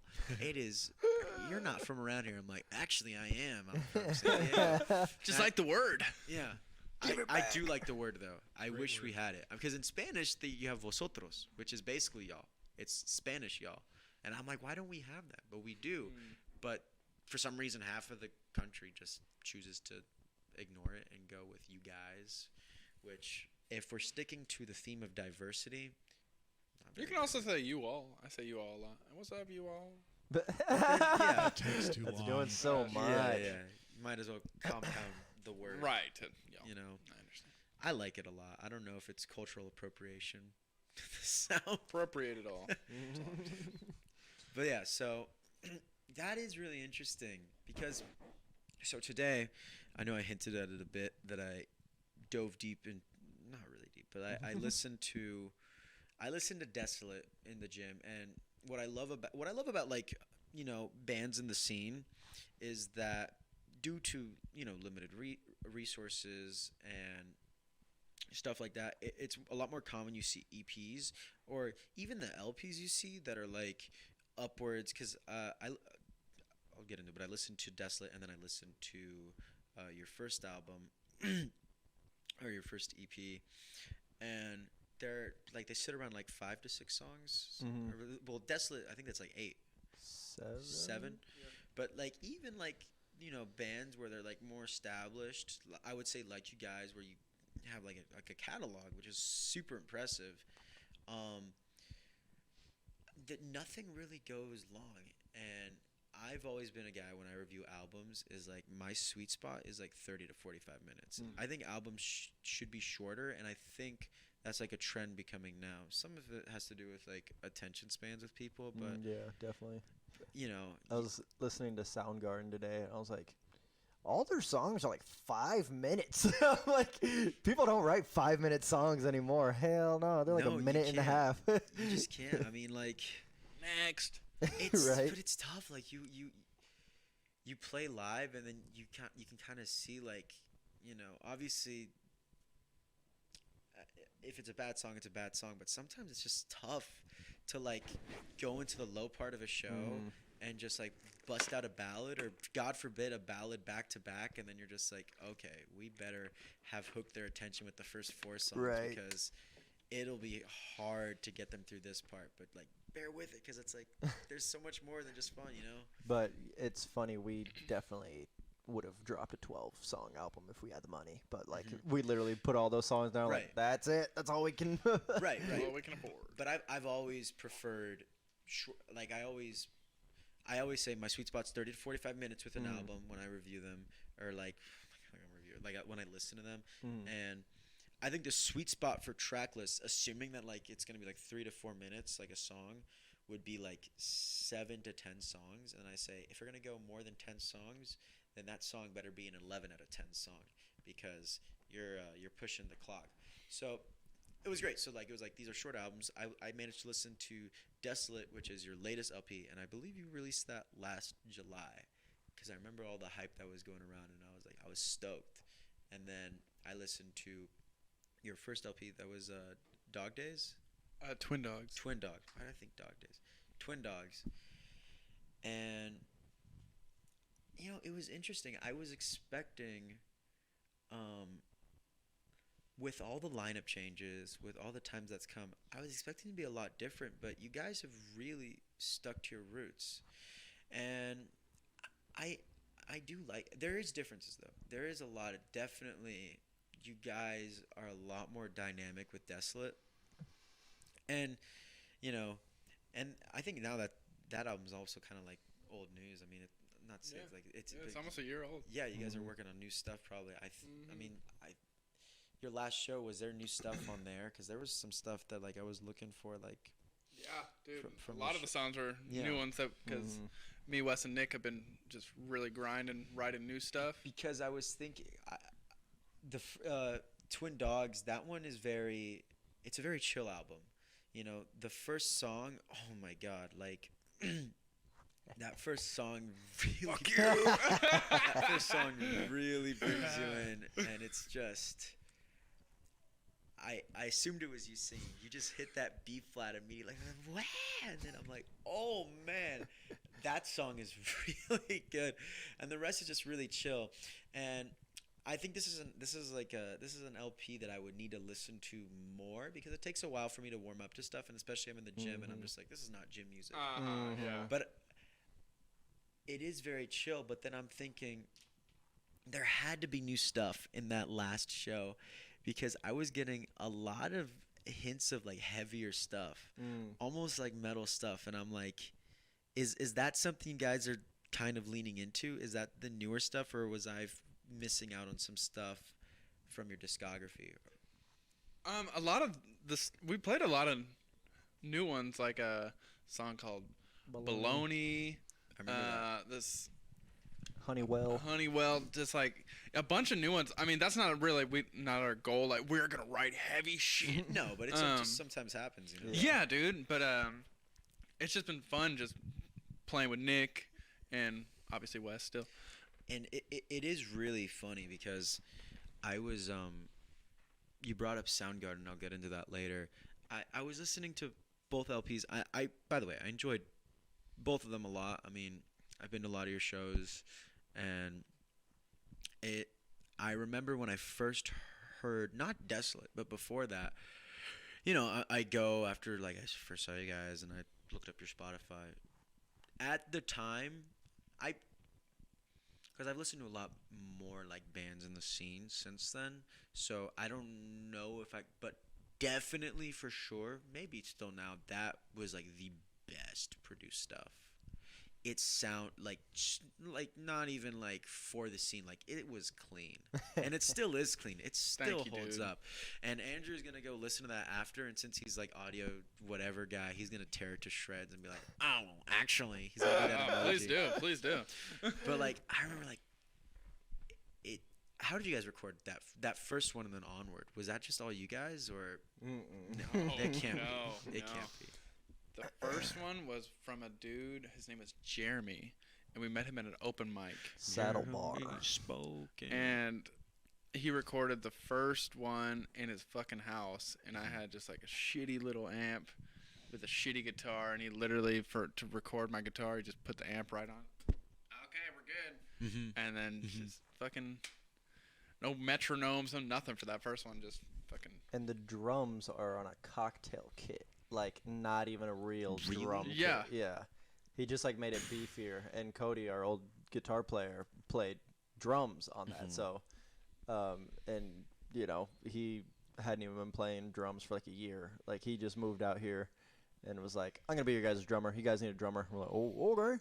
So, yeah, he was just fucking around. And But you know. Cody was on that record? Yeah, that's him playing Yeah. drums. He's good. But I remember Wow. that was the one thing. I was like, these guys, this just sounds really good. This sounds like legit. Like the production was really good. And then Desolate came out. I listened to that when it came out, and then I listened to it today. Still holds up. Still really good.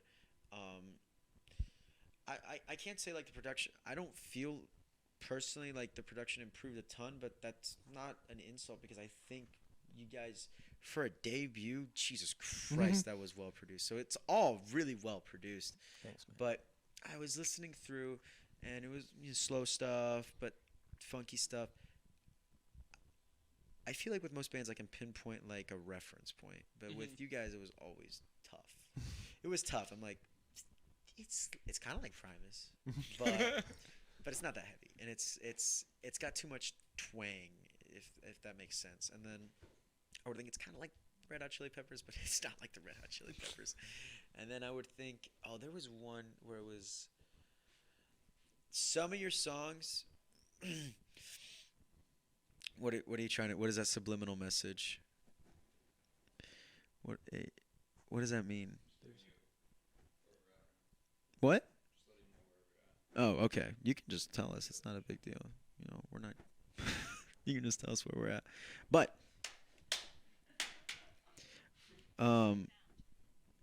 anyway, trying to destroy my train of thought. Just like put in like stuff.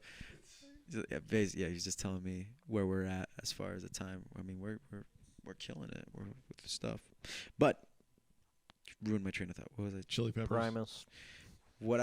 There were songs where I'm like, that's 311 as fuck. That is definitely 3. I don't know if you guys listen to 311, but I'm like, that's pretty 311. But not exact, and it's not. So I went into your Spotify, and I'm like, okay, what are these guys like? Because I want to find more stuff like this. And then I didn't get the time to look at your playlist because each of you guys, I don't know why there's no Nick playlist, but each of you guys had a playlist. We need a Nick playlist. I think so too. It's going to be really boring. No. A lot of polka. But I went to your playlist. It was like the tail end of the gym, and that did not help at all. That I was like, this is not even close. My references were better.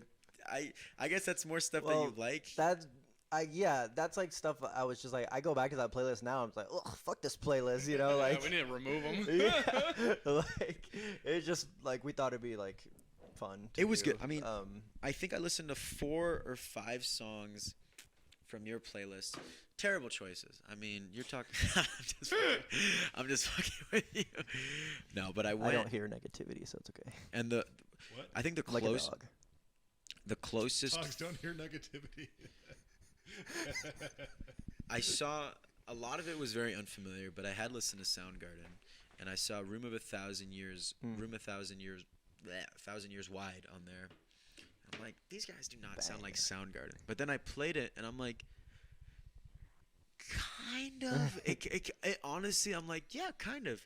Yeah. Especially like your more heavier stuff. Like, I see that, but I think you guys should take that as a compliment. I'm sure you've heard it before, but it's when it's hard to pinpoint a genre or a style, that's special. That's special because it's so. As a musician, and for those people who write music at home, you know this feeling of just you write something, and then like let's say Nick writes something or Wes writes something, and then he sends it in to like, hey, check this riff out, and I'm like, oh, that's good, but that sounds exactly like this one exists. That's the worst. And you, as a musician, you want to be creative and you want to stick out and you want to write your own thing, but it's harder with what's so much is like out there. But like with you guys, it's so cool because like, at least for me, like I can't pinpoint you guys even to a genre, let alone like an artist. That's really cool. Thanks, man. But I mean, I don't know. I mean, all I gotta say is fuck the rickety cliffs. No. With their little EP release show, huh? Didn't even let us headline. Stealing our thunder. So when is the fifth? I guess album. Would it be the fifth album? When is that coming out? We're recording a single. Tax the day. the 17th of this month. Ooh, that's coming out. Yeah, dude. Just it's gonna be a simple, like, not even a 2-minute song. Just a little filler for the next shit that we have coming out right after that. But it's just literally acoustic, vocals and harmonies, and a little cello. What's the big difference between this one and Desolate? What's the stepping stone that you took? So with Desolate and Desert Days, we recorded those at the same studio. So that's why they kind of have the same kind of similar vibe, similar sound at least. And it was at Capricorn Studios. Shout out Chris Down. And so with the new stuff moving forward, like with this particular one, we're recording at a place called Pacific Beat Recording. We've never went there. I checked it out. Dude's super cool. And Super kill. yeah, it sounds really good quality wise, even better than the other shit. And then for our next little mixtape, we want to go to an even crazier one, even better one. Just that, I don't know, just like a completely different sound. Talking about like finding a producer that like we like know, or somebody like, well, not that we know, but just like someone who's worked on like some crazy shit. Major So shit. that's Find Randy Jackson, So or, you know, more- somebody more just of like what- who can. where your guys' heads at is the next stepping stone is on the producer side of things, but more or less just writing the same, or is like It's definitely quality. I like quality over quantity. I think that's like, you know, I never got to that point with my band, but like as the more you go along, it's like, okay, we can write stuff, we can consistently write stuff, we found our sound, and that's sort of less of something that's hard to do. Now it's like, what can we do on like other side of things, like production? And that's something I was talking to Mike from Gingsu, the bassist, and he was telling me kind of the same thing. Like that they're really honing in on their next project because they just dropped an album, Radica a few months ago. That was a really good album. But he was telling me like about all this new production that they wanted to do, and they were like test sounding it and everything like that. And that's just like getting to that point is just, I mean, that's cool. That's like the next thing on your plate is like, how do we Takes money. Yeah. We've been saving like $400 a month, just like trying to, you know, because all of our projects are always like a couple grand usually. Which is like nothing compared to like what big artists put down, but like it's, you know, a lot for us. Just So, like, us. Jesus. No, that's a lot of money. Yeah. I mean, a lot of people like making an EP. It's time consuming. It's expensive, but there's no better feeling of just having it out there. Oh, and yeah. it's just like For sure. and a lot of it's like a relief. I mean, I was talking with the Cliffs about this. It's like the relief that's like those songs are out there. No matter what happens, they're out there. Technically, we can never play them again, and they're still out there. We don't have to worry about that. It also gives you a chance to focus on the songs. It's, have that pressure of making them sound good for the record, rather than we're just playing some show at some stage with a desk on it. I don't need to try. Right. But when you're recording, it seems like the band is a little more motivated to fine tune the song. Yeah, True that. I definitely agree with that. I mean, so Pacific Beat, you're gonna go there, and then record Baloney. No, that one we're recording. They still haven't even named the I damn still song. haven't We're recording a song.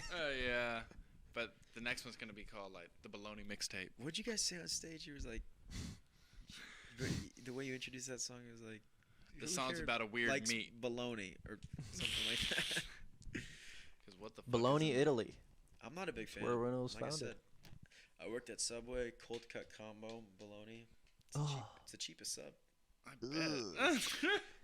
Let me get the cold cut Made gumbo. with pork My feet, jam, pig it ass. was, it was cheap. It was like footlong was like less than $8. Cold cut combo, get the works on it, toasted, bunch of sauce. It's not. I mean, whatever fills your Gullet. gillet. Yeah, it's Yeah, so much of Eastern European, like Russian, Polish, Ukrainian food is a lot of different kinds of bologna and stuff like that. just like deli meats, or Yeah, and sausages and combos of things put together. Yeah, but it's Cow brains. but the quality is so different.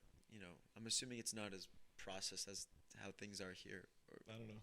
Where's it made? I don't know where it's made. I'm just assuming. I might just be ignorant on my part, but I'm assuming Yeah. it's like it's all fresh and it's right from the cow, and the cow comes in. Yeah, I guess it depends where it's made. Right. You can get sausages that are high quality. And, yeah, the Russian stuff that I would get, I don't know where it's made, if they make it there or where I sell it, where I buy it. I mean, but Yes. it tastes the same. Tastes like bologna to me.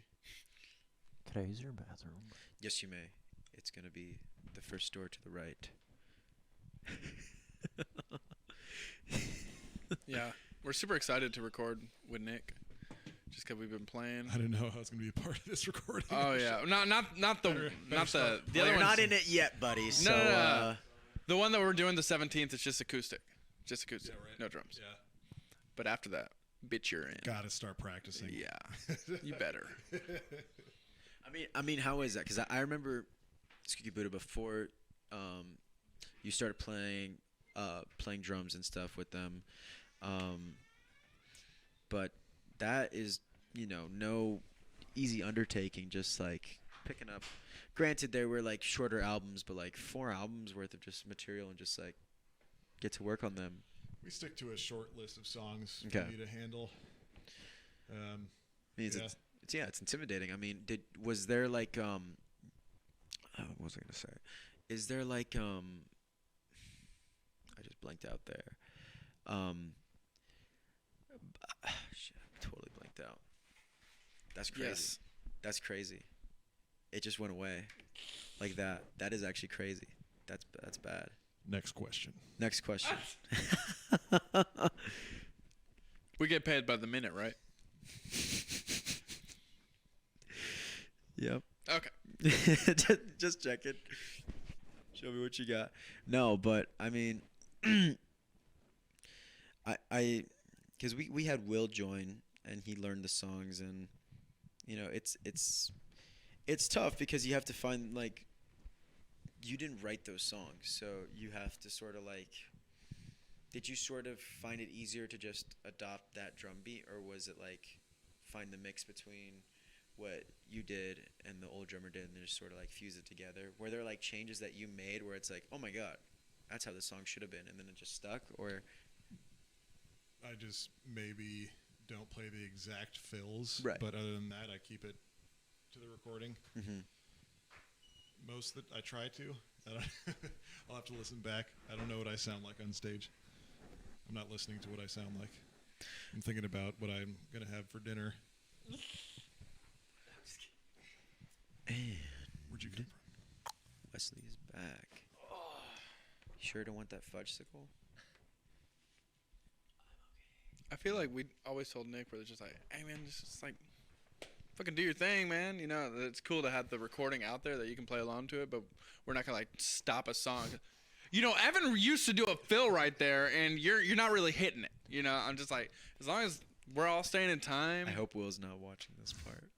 Fuck you, Will. where I'm just like, well, our last drummer did it this way, and he's just looking at me like, well, do you have his Shout out number?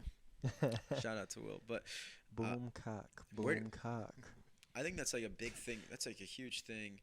I glanced over was, how did you guys find Nick and bring him in? How did that happen? Natty P. Yeah, it's kind of funny how our paths crossed so cohesively, because Funny. he was drumming for Natasha Pocket at the time. You drum for Natasha Pocket with Nick. Yeah. Nick and Nick? How long was that? For a few months before he moved Yeah, up? that's a while. I don't remember. Well, how do we meet Natasha Pocket? You guys did a lot of They shows they with them. oh Yeah. dude, they hit us up Was that Band- Till 2 Club? Yeah. Where he was with the other, he was like under the Booker name or whatever. Yeah. Because it wasn't Natasha Pocket. That There he was a lot of it was shows like okay. that. Like I remember Yeah. a lot of Under the Freeway shows. You, Cliffs, Natasha Pocket. Mhm. That was Yeah, and yeah, we played a bunch of shows Mhm. with them, and then he's like, "Yeah, dude, fucking getting out of here, going to SAC," and we're like, yeah. "Okay, have fun." And then our band members left, and Nick was out short of one band, and we're like, "Dude, we just lost a Begged drummer." them. I got on my knees. Please. I need a band. I need this. Yeah, it worked like really well. Like, Yeah. we were just like, dude, we have a show at fucking Soma. Was that our first show that we it played was. with you? Yeah. You, We're have, like, you have 4 days to learn these songs. What? I'm like, okay, you give me 4 days to learn the songs. I will learn them on the way there. Yeah. So yeah, it my worked out like really God. perfectly. And then we're like, you want to like keep playing with us? And yeah, And here we are interviewing. here we are. That is crazy. So I mean, yeah. That was a Fuck. fun show. I remember Nick, the first thing he said to us, if I'm free, I'll play. I'm like, hell yeah. Hell yeah. That's Oh, Man. sound like Ooh, a I got dick. money for you too. Don't let me forget. Don't talk about it. Let's talk big digits. We only play shows unless hundreds of dollars are involved. oh yeah. Yeah, I won't play a free gig. Are you kidding me? No, that's ridiculous. That's ridiculous. Bullshit. I want you to play music for what? Like you enjoy it? For fun? What? I don't like playing guitar. I need to pay my bills. Newsflash. Who likes music? Tax lady wants you to pay your bills. She wants me to work more. Yeah. There we go. There we go. 6 hours. We're both just grilling on him. Well, I don't understand. The math isn't going up. You didn't work hard enough, so you to get didn't money make- back. Is that the same thing with music? Ah, fuck. Right? Yeah. Why haven't we made it? I don't know. You practice once a week. We're so good, So, right? I mean, Okay, we gotta practice more. All right. We gotta get more goals Goals. together, man. We gotta, Let's name one right now. Do you guys have a Okay. whiteboard wherever you practice? Garage, studio, storage unit? We've been practicing in my room. Yeah. it's the dream setup, honestly. The dream. It really is.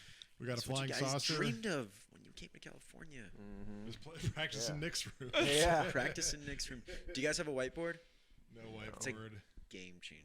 It does help. You could write down the song names and the keys and And then you have like a little, you draw a little line down the middle, and then you top it says workshop, and then it's like, so this part, the verse Oh, goes yeah, here, yeah. and the chorus Right. goes here, and you're just like, ooh, that's the song. It's crazy. see that not like- good way to write music. Yeah. No, we just bring the songs to Nick. All right, learn it like this. I don't know if this is a verse or chorus, but this is how it's going. Yeah. It's like a halftime or something. I don't know. Like, me and him are so illiterate when it comes to Yeah. fucking Oh, music yeah. talk. So Yeah, we're I just mean, like, I studied music for a long time, and I'm studying it right now. But it's like, why the hell would I use terms, measures, and whatever? I love the different, like, because Grayson never studied music, so I had to translate to him. And me and Will have a background, but like we adopted this new language. And most people don't have like a classical background, so it's like the part. Speak for yourself. Oh. We have a man of class, I see. Very classical. But measures are not measures. That's just part and then phrase. Oh, let's do one loop of the thing. But like everyone has like a different like terminology for it. I love it. But then it gets lost in translation when like let's say like you bring someone in. I'm sure I can imagine like Nick is the the music aficionado. And then He's you the came- brains. Okay. That's good. Usually, They're the zombies. and then Yeah. and then I'm assuming you guys come in and you guys have the melodic instruments and you're writing songs and then you're like trying to communicate with him and it's like just like different languages. Am I Yeah. right to that's assume why we that? don't let the words do the talking. We're just like, dude, check this shit out. Mhm. Okay, run it back. Run it back. Yeah. Yeah. Do you want to like try that again? Yeah, let's try that again. Until it's right. Yeah, that's all you can do.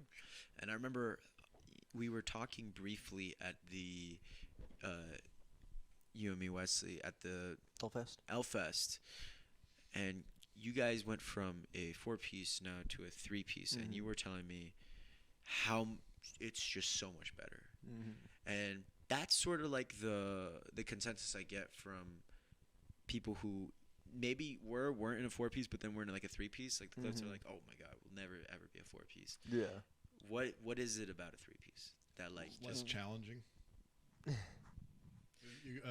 There's less members to worry about, less sounds. It affects the quality of or not the quality. And that's right, because Natasha Pocket, that was a 5-piece, 4-piece. It was three. Was it 3? Yeah. Maybe I'm thinking kelp beds. That's what I'm thinking of. Yeah. Yeah, when you add more people in the mix, it's more factors. It's for the sound to get messy, and there's benefits to having more members if you guys can get tight, and which they did. Yeah. A very tight band. Right. But keeping the group smaller is less challenging to make it sound clean. But isn't that crazy? Just one member, and that makes a difference. Imagine 9 people on stage.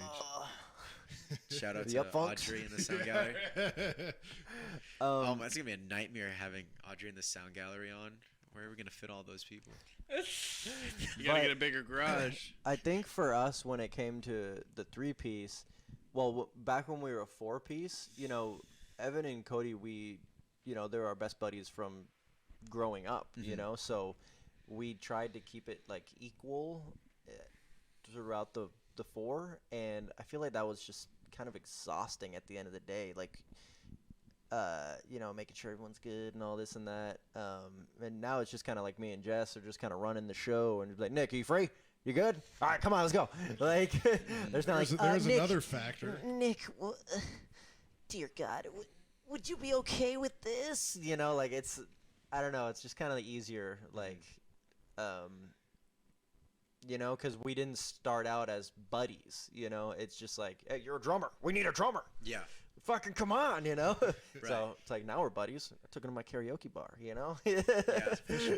So, but yeah, I think that kind of factor, it's like more business, makes it Exactly. easier.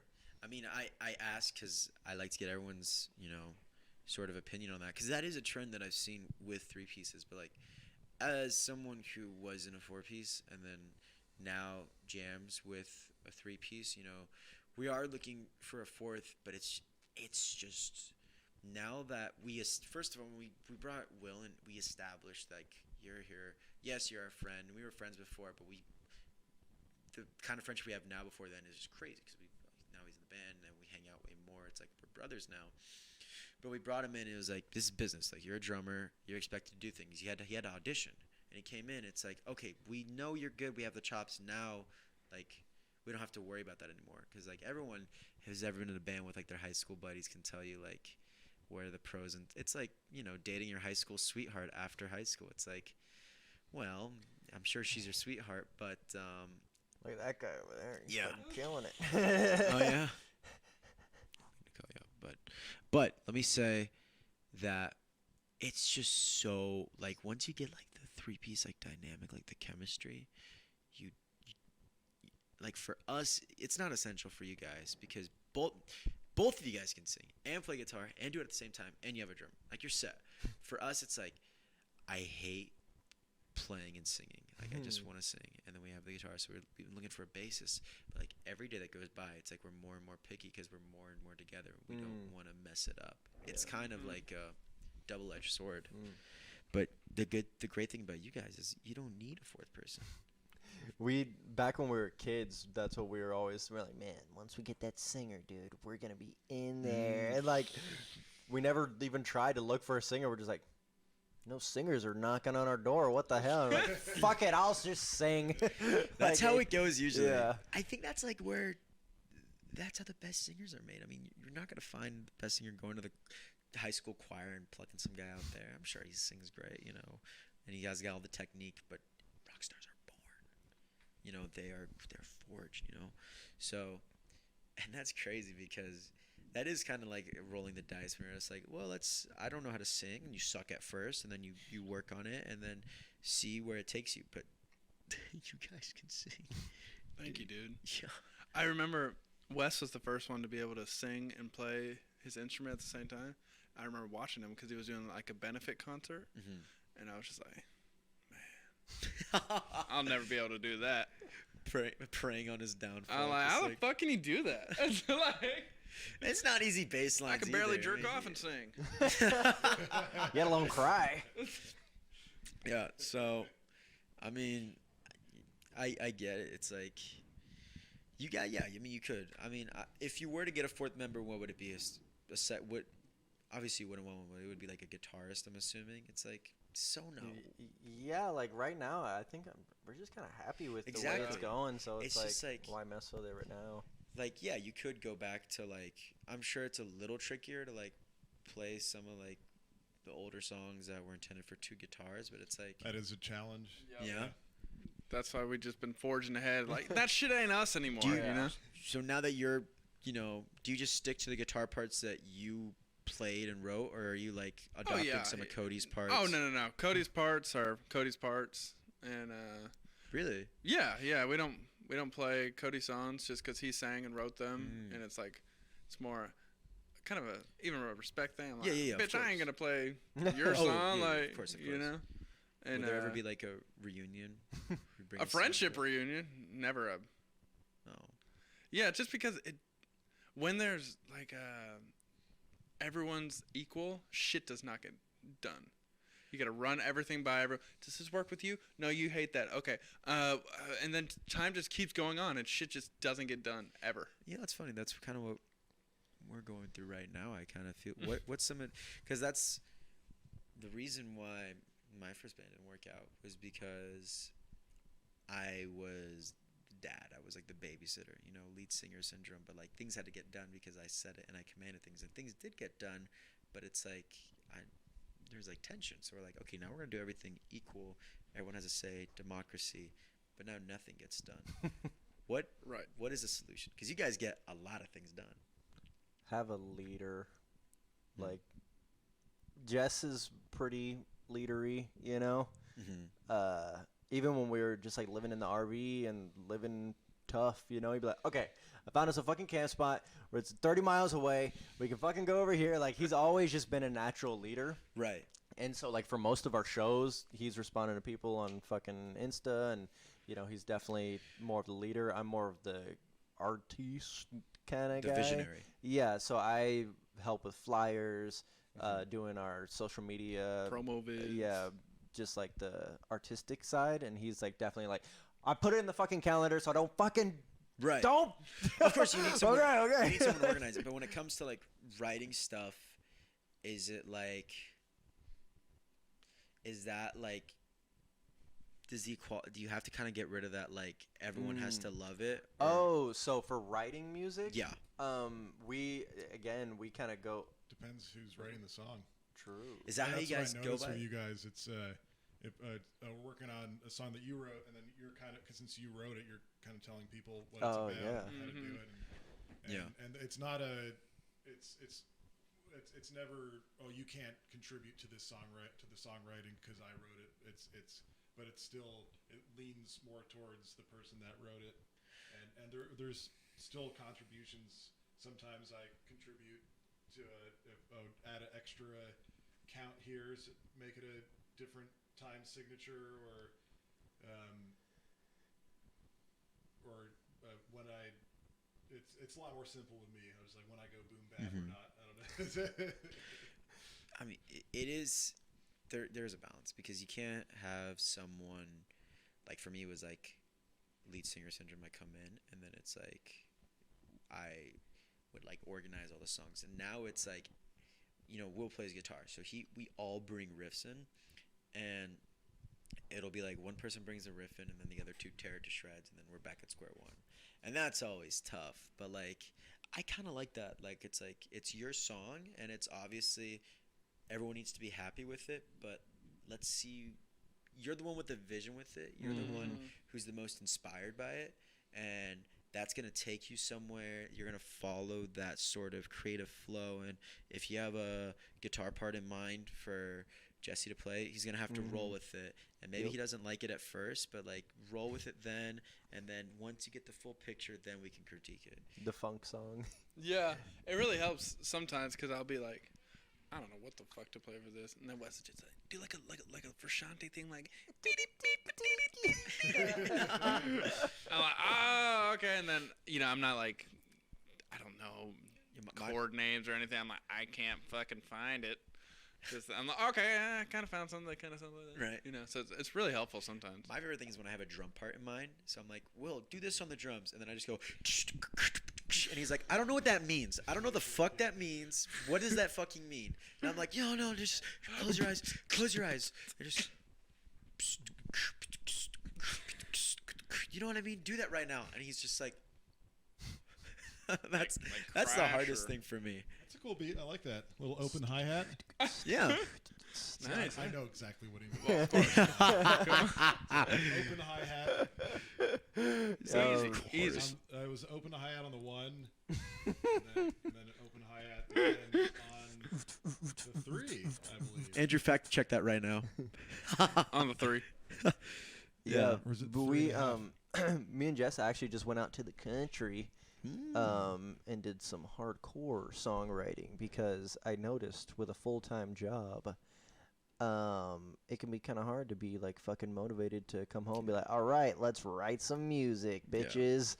And so, yeah, usually you just want to fucking do anything but that. It's like I've been activated all day. I need to unactivate.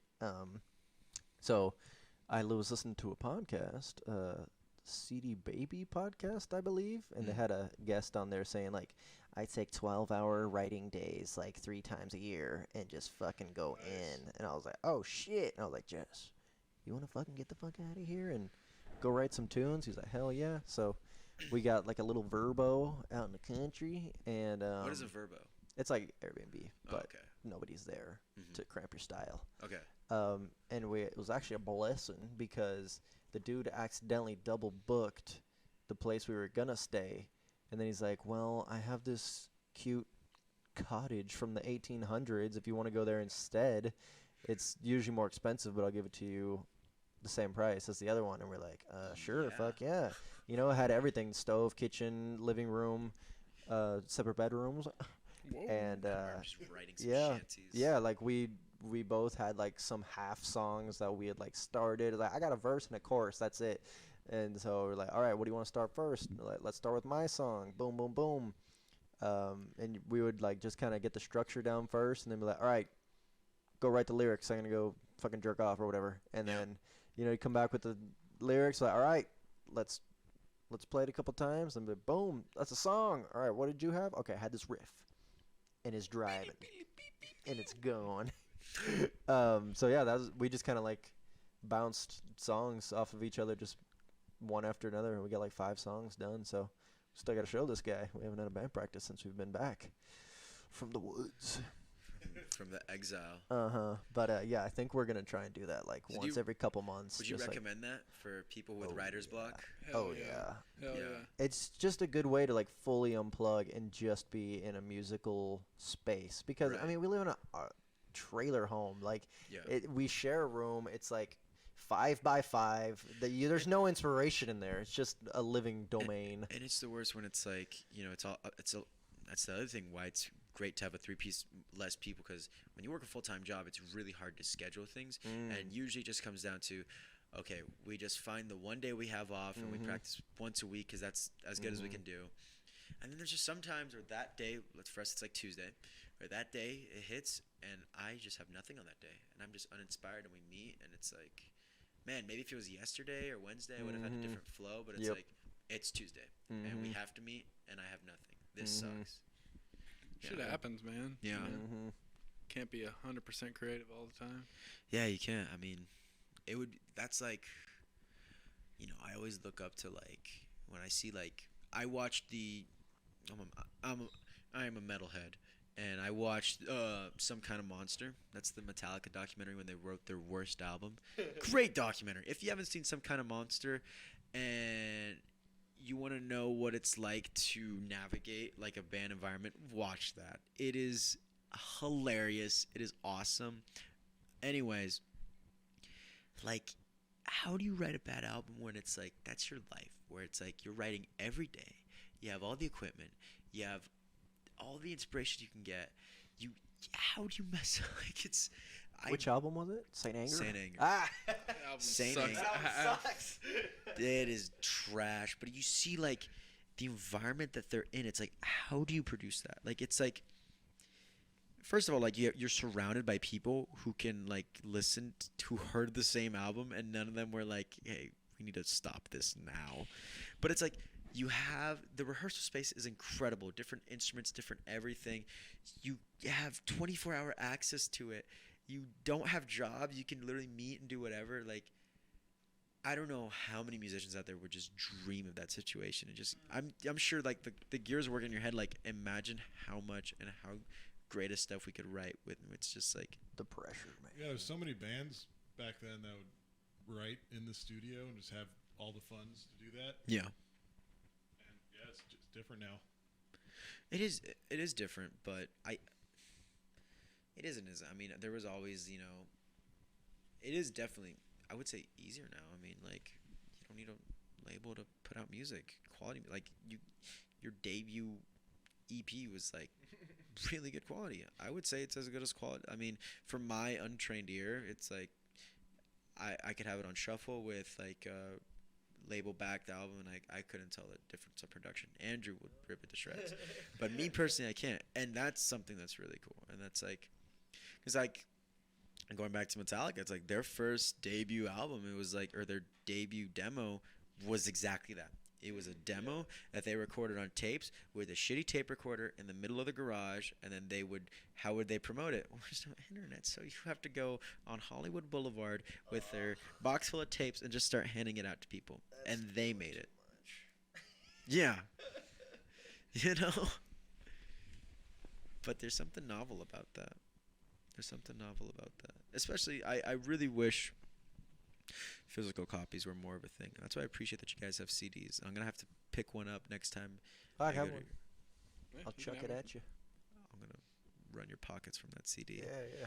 Because the other CD I have, I wish more local bands would do CDs, because there's just something so cool about a physical copy, and I collect them, and my car only takes them, so that's Cool. like my thing. So my last one was, I remember the first time I saw Funk, I got their debut album, and that's really cool. And I've kind of been like pushing the cliffs, like, hey, you should just do like a special edition. You'll Just- have it forever if you hold on to it, you know? So that'd be so cool to be like, dude, these guys never made it, but It's different.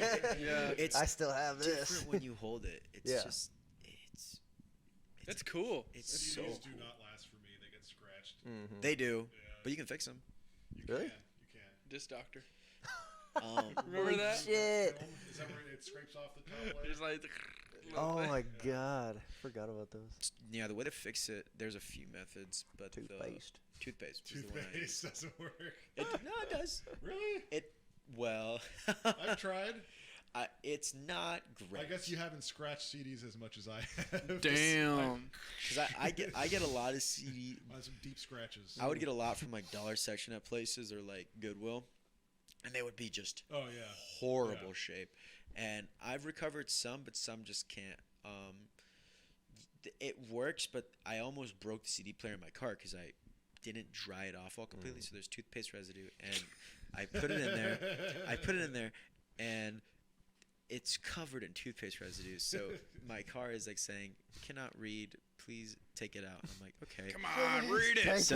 So then I press eject, and it just goes. It makes the eject sound. It goes, "Gzz," but it doesn't spit my it CD got out. clogged in there with all that gunk. Oh my god! What kind of toothpaste? That's the key right there. Was it Crest? No, it was. I use like not the minty blue toxic waste stuff. I use just like the white Colgate. That's what I used, which is I'm pretty sure that's what you're supposed to use. Because it's supposed to just the idea is it's supposed to, you rub it in and you have to rub it, not like with the circle, but like against it, or else you're gonna mess it up even more. But it's supposed to fill in those little cracks that's what the scratches are, and then, but I didn't dry it off, and then it was just stuck in there. I remember which one it was. It was Saint Anger. Chuck Berry Greatest Hits. It was not even worth recovering, and it was. And then I got like a bobby pin, and I'm just like, please, Come on. if this doesn't come out, then I'm never gonna be able to listen to music, and I was able to. But yeah, it is very shoddy. I think there's better methods out there. But CDs just sound good. They sound really good. Yeah. Or if you could do the Ariana opposite, Grande. where you clean your teeth with one of those automatic CD cleaner machines. There's a machine for that? Yeah, it scrapes the Pull this up, Andrew. I want to see this The plaque. automatic it scrapes CD. the plaque off of it. It scrapes a thin layer off the plastic and hopefully gets rid of most of the scratches. Automatic CD cleaner. Also, where are we at time? 2:10. Damn. We've been talking. Where's the Yeah, we scraper? We've been talking. talking, scraper. sweetheart. So what? You just put it in there, Just scrape away and it's what? It scrapes the CD. the plastic part of it, because the information is on the top of it, and then the clear plastic has the scratches. Mm. So you just get rid of as much as you can until the scratches go away. Wait, I thought the information was on the bottom. Yeah, I'm pretty Not sure the underneath. information- Where the scratches are, that's not where the information is. The information is on the top, like where That the I don't where think the that's Really? notes are. No, because you can write on the top and it won't affect it at all. No, underneath the top. So the top is like a sticker, not a sticker in the classical sense of the word sticker. Okay. But you know where the logo is for the graphics on the Right, top. right. Underneath that, between the plastic and the graphics, is where the information is. So that's why filling in, because that didn't make sense. I'm like, if the information's on the bottom and they scratch the information off, how is the toothpaste going to bring it back? How does the toothpaste know what album it's fixing? That seems a How little do odd. it now? But that makes more That's sense. some magic toothpaste. That was what I thought. I was like, the part of the music is gone. It's gone, and that's what the scratches are. And then the toothpaste it's just Kind of Toothpaste blurs and- It's the like a information together. it's like a stem cell. It It's what knows it is. Michael Jackson. It just goes in, and it's I like. got it from here, guys. I know exactly what this song sounds like right here. But some of my CDs, it was like one song. It was like a little scratch, and the toothpaste goes in there, and it's good as new. But I got one of them. Yeah, it's just the sink. That's What was good. that? Yeah. But one of them was Smashing Pumpkins' Melancholy and the Infinite Sadness that I've tried so many times, so many different operations, so many toothpaste-otomies on that thing, and it just will not come back, unfortunately. It's really sad because I want to listen to that album. Do you have Spotify? I do. I do. But yeah, I mean, we've been at this for a while. I would say wrap this up soon. Is there anything that is We're looking forward to our new releases. I'm looking forward to your new releases. I think a lot of people are And looking forward to that. Just to keep writing new tunes, keep playing good shows, keep meeting new bands, and keep networking. And the San Diego music scene is really fucking cool. I mean, you've been in it for a while, so Yeah. have things changed, or is it like, man, 2020 scene? No, not even. I feel like we've just met. I feel like throughout the years I've met a lot of newer bands. I try to, when I book shows, I try to not play with the same fucking people all the time because it's so fucking boring. Yeah, And- I mean, it obviously, like, you make friends in the scene. Oh, definitely. Yeah. Definitely. But it's like, as someone who's in the scene and is always going to shows, it's like, this is like the fourth time I've seen The same lineup. these same lineup. Yeah, which is unfortunate. I mean, Doesn't mean they're bad bands. it just means or- we need more bands in the scene, if anything. There's a shit ton of bands. Like the amount of bands that hit us up for just to be openers and shit. We want to throw a show called The Openers or something. Just like all the bands that have hit us up, and just like it's cool to give newer bands that really want to Yeah. make it I- or just a shot. Just because I thought of something like that, because there is sort of like a lower barrier of entrance, because that's why there's so many like starter bands, but not a whole lot of them last for more than a year. I mean, personally speaking, but I always wanted to be like, what if we, you know, because we were a little bit more established, but like, what if we, with all the gear, just go to a public park and just be like, yo, like a week in advance, we're at this park at this time. If you're in a band and you want to play, we'll bring the gear, we'll bring the crowd, you bring you, and then you come out. I thought that would be a fun idea. That is cool. And they're just see what happens, because you know all these some kids out there, they're just like they deserve a shot, where it's like some people, they don't last very long because they like the idea of being in a band, and then there's people who like being in a band, and typically the people who like being in a band will either stick to it or keep trying to pursue it, and that'll be like, okay, let's see what you got, and then you'll see just some, because when you start out, you're just terrible. Oh yeah, it's cool seeing the progression of a band from when they start out to when they get good. Do you guys have your first show like recorded, and you ever just look back? We have some footage on our Insta way down from when we were just still a two-piece, like playing. We would always gather quite a bit of people staying in our hostel. Like, yo, we're about to go play this open mic. We got 15 minutes. Who's coming? And everyone's like, yeah. We'd like bring all these people to open mics. That is awesome. And sometimes they give us 4 songs. Damn. Yeah. I'm so jealous. But yeah, so we definitely have some like footage of like when we were definitely a two-piece. Do you ever go back and three-piece? These days and look at it, just be like, yeah, I actually did just go like do a deep dive on our own shit. Just be like, it's always bad, but you're just like, I'm not gonna delete it either. I want people to be able to see like, dude. Yeah, the progression. yeah, our first show was terrible. So yeah, it was terribly, but it was it's great because, you know, take risks, try to be different, fail miserably at it, eat complete shit. It's like skateboarding. You know, when you start skateboarding, you got to drop in, and you'll never drop in perfect. You'll always eat shit, just fail 1,000 times. I know what that feels like. Yeah. 2 teeth are gone. Oh, damn. Hey, if you don't like it, fucking quit. That's it. Is that what you did? You just dropped in and then? Yeah, I took a hiatus from skateboarding, and I was like, I dropped in on the something a little smaller, like a 10-foot, and then I was like, okay, yeah, that was fine, I got it, and then I was borrowing a shitty skateboard and a helmet that didn't fit me. It was kind of like on the side. Oh, so you did have a helmet. Yeah, it was like on the side. At least I got a helmet. Yeah, it was a requirement to skate there. Yeah. And just good. it was on the half pipe, and yeah, I dropped in, and for some reason, I didn't expect. I think my trucks were a little looser than I normally like it. So I think it was right at the transition is when I flew forward and knocked out my 2 front teeth. And the people that saw me said they saw my teeth dust in the air. Oh. And some people said they saw pieces of it like a month later. Was that the most painful thing you experienced? Because I don't know what can talk about. No, I didn't really feel it. It was such adrenaline and shock that it was happening that I just kind of got up and I was just started talking to like, oh, did you see that?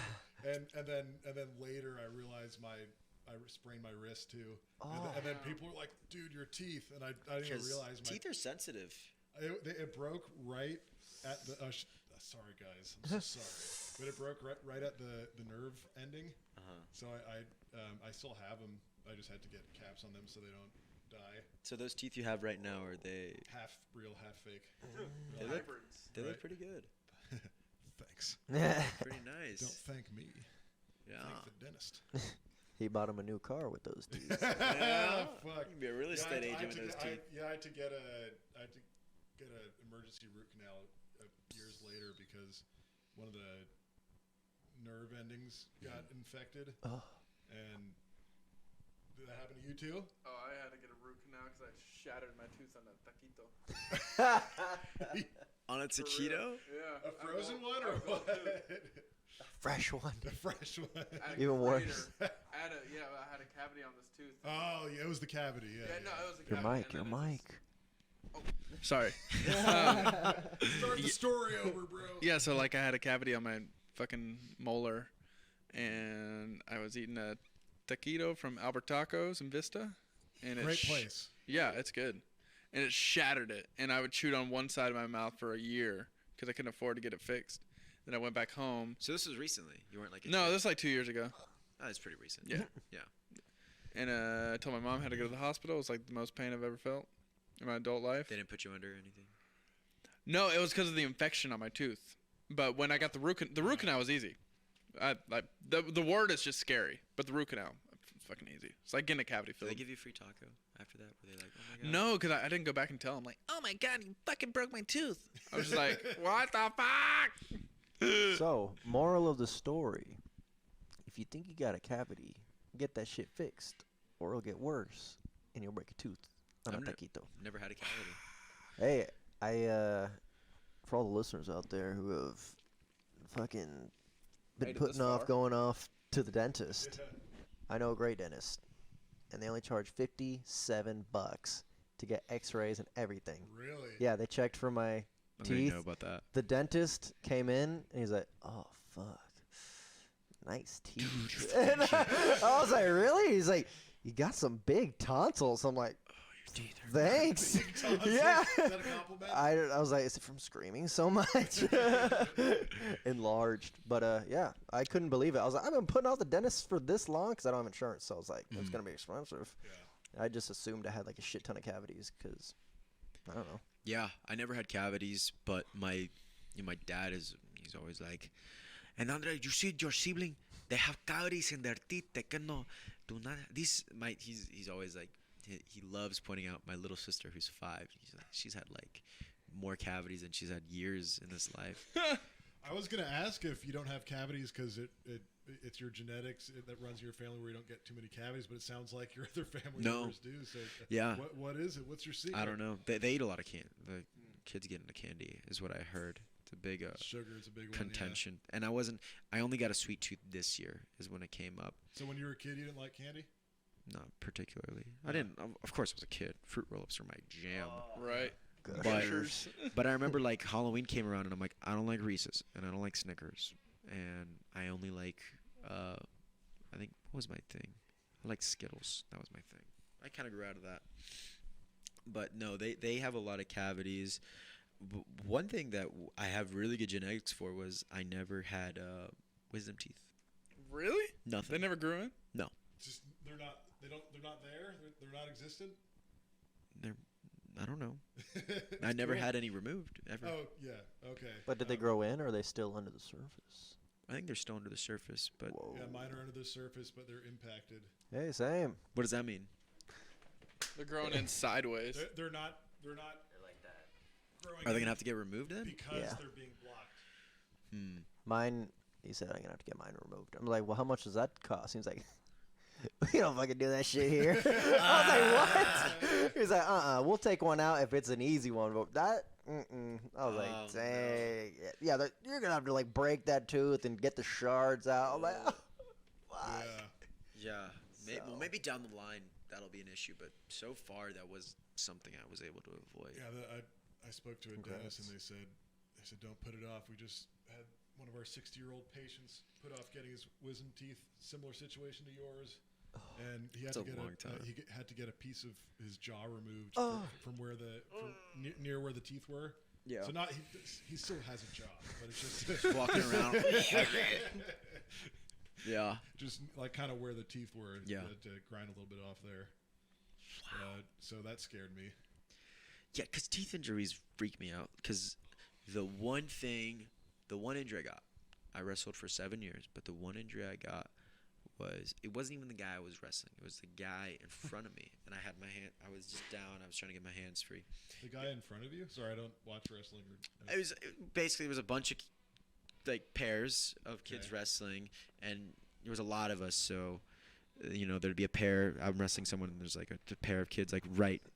Like, oh, so people are wrestling each other around each other. yeah, and then you know, like you tussle around, and then you might like accidentally like get into like their space. Everyone has like a little ring, but like you know, you're moving around a lot. So we're really close to these other two guys who are wrestling, and me and this guy squirming on the ground, but like I'm pretty trapped. You know, I don't have my arms free, and they're squirming, and this guy is like squirming, like doing donkey kicks, and all of a sudden he just clocks me in the face, broke my nose, and then these front teeth like got forced back and hit these back teeth, and I chipped it a little bit. That was the worst pain ever. Just like it felt just like my teeth were rubbing on like asphalt. But it was a small chip. But I remember I chipped it because I would breathe in, and I felt like the shards. I felt like the cool wind. Yeah, the whistle. Yeah, the cool wind touching like my exposed inside of my teeth, and it just hurt. And then they brought me down to the trainer, and then I remember I would consistently have nosebleeds, and I was supposed to get it cauterized, and when I was getting around to doing it, it stopped bleeding. So It just blocked the veins. every day, like it was just nosebleed. I had to forfeit a match because there was blood everywhere. This is before you broke it. No, this was after. Oh. This was after I broke. Breaking it fixed it. No. This was after. There was like a problem. Like it was just bleeding, and then the coach is like, "You got to get that cauterized, man." But I never did anything to it. But yeah. What are we at time? We just kind of went on a tooth tangent. I guess that's what the clip is gonna be. Take that tooth part out. Yeah. Leave the tooth part in. I don't know. I think that's gonna be it for today. I mean, It's not even 2:30. these guys are leaving. Nah, that's it. Squeaky Buddha's out of here. Thank you, man. Thanks for having us. Thank you. This was awesome. This was really fun. All right, Brush your guys. teeth. Go snooze away. Go to sleep now. Or if you're already asleep, wake up. All right. You're awake? Go back to sleep. We're done. Bye.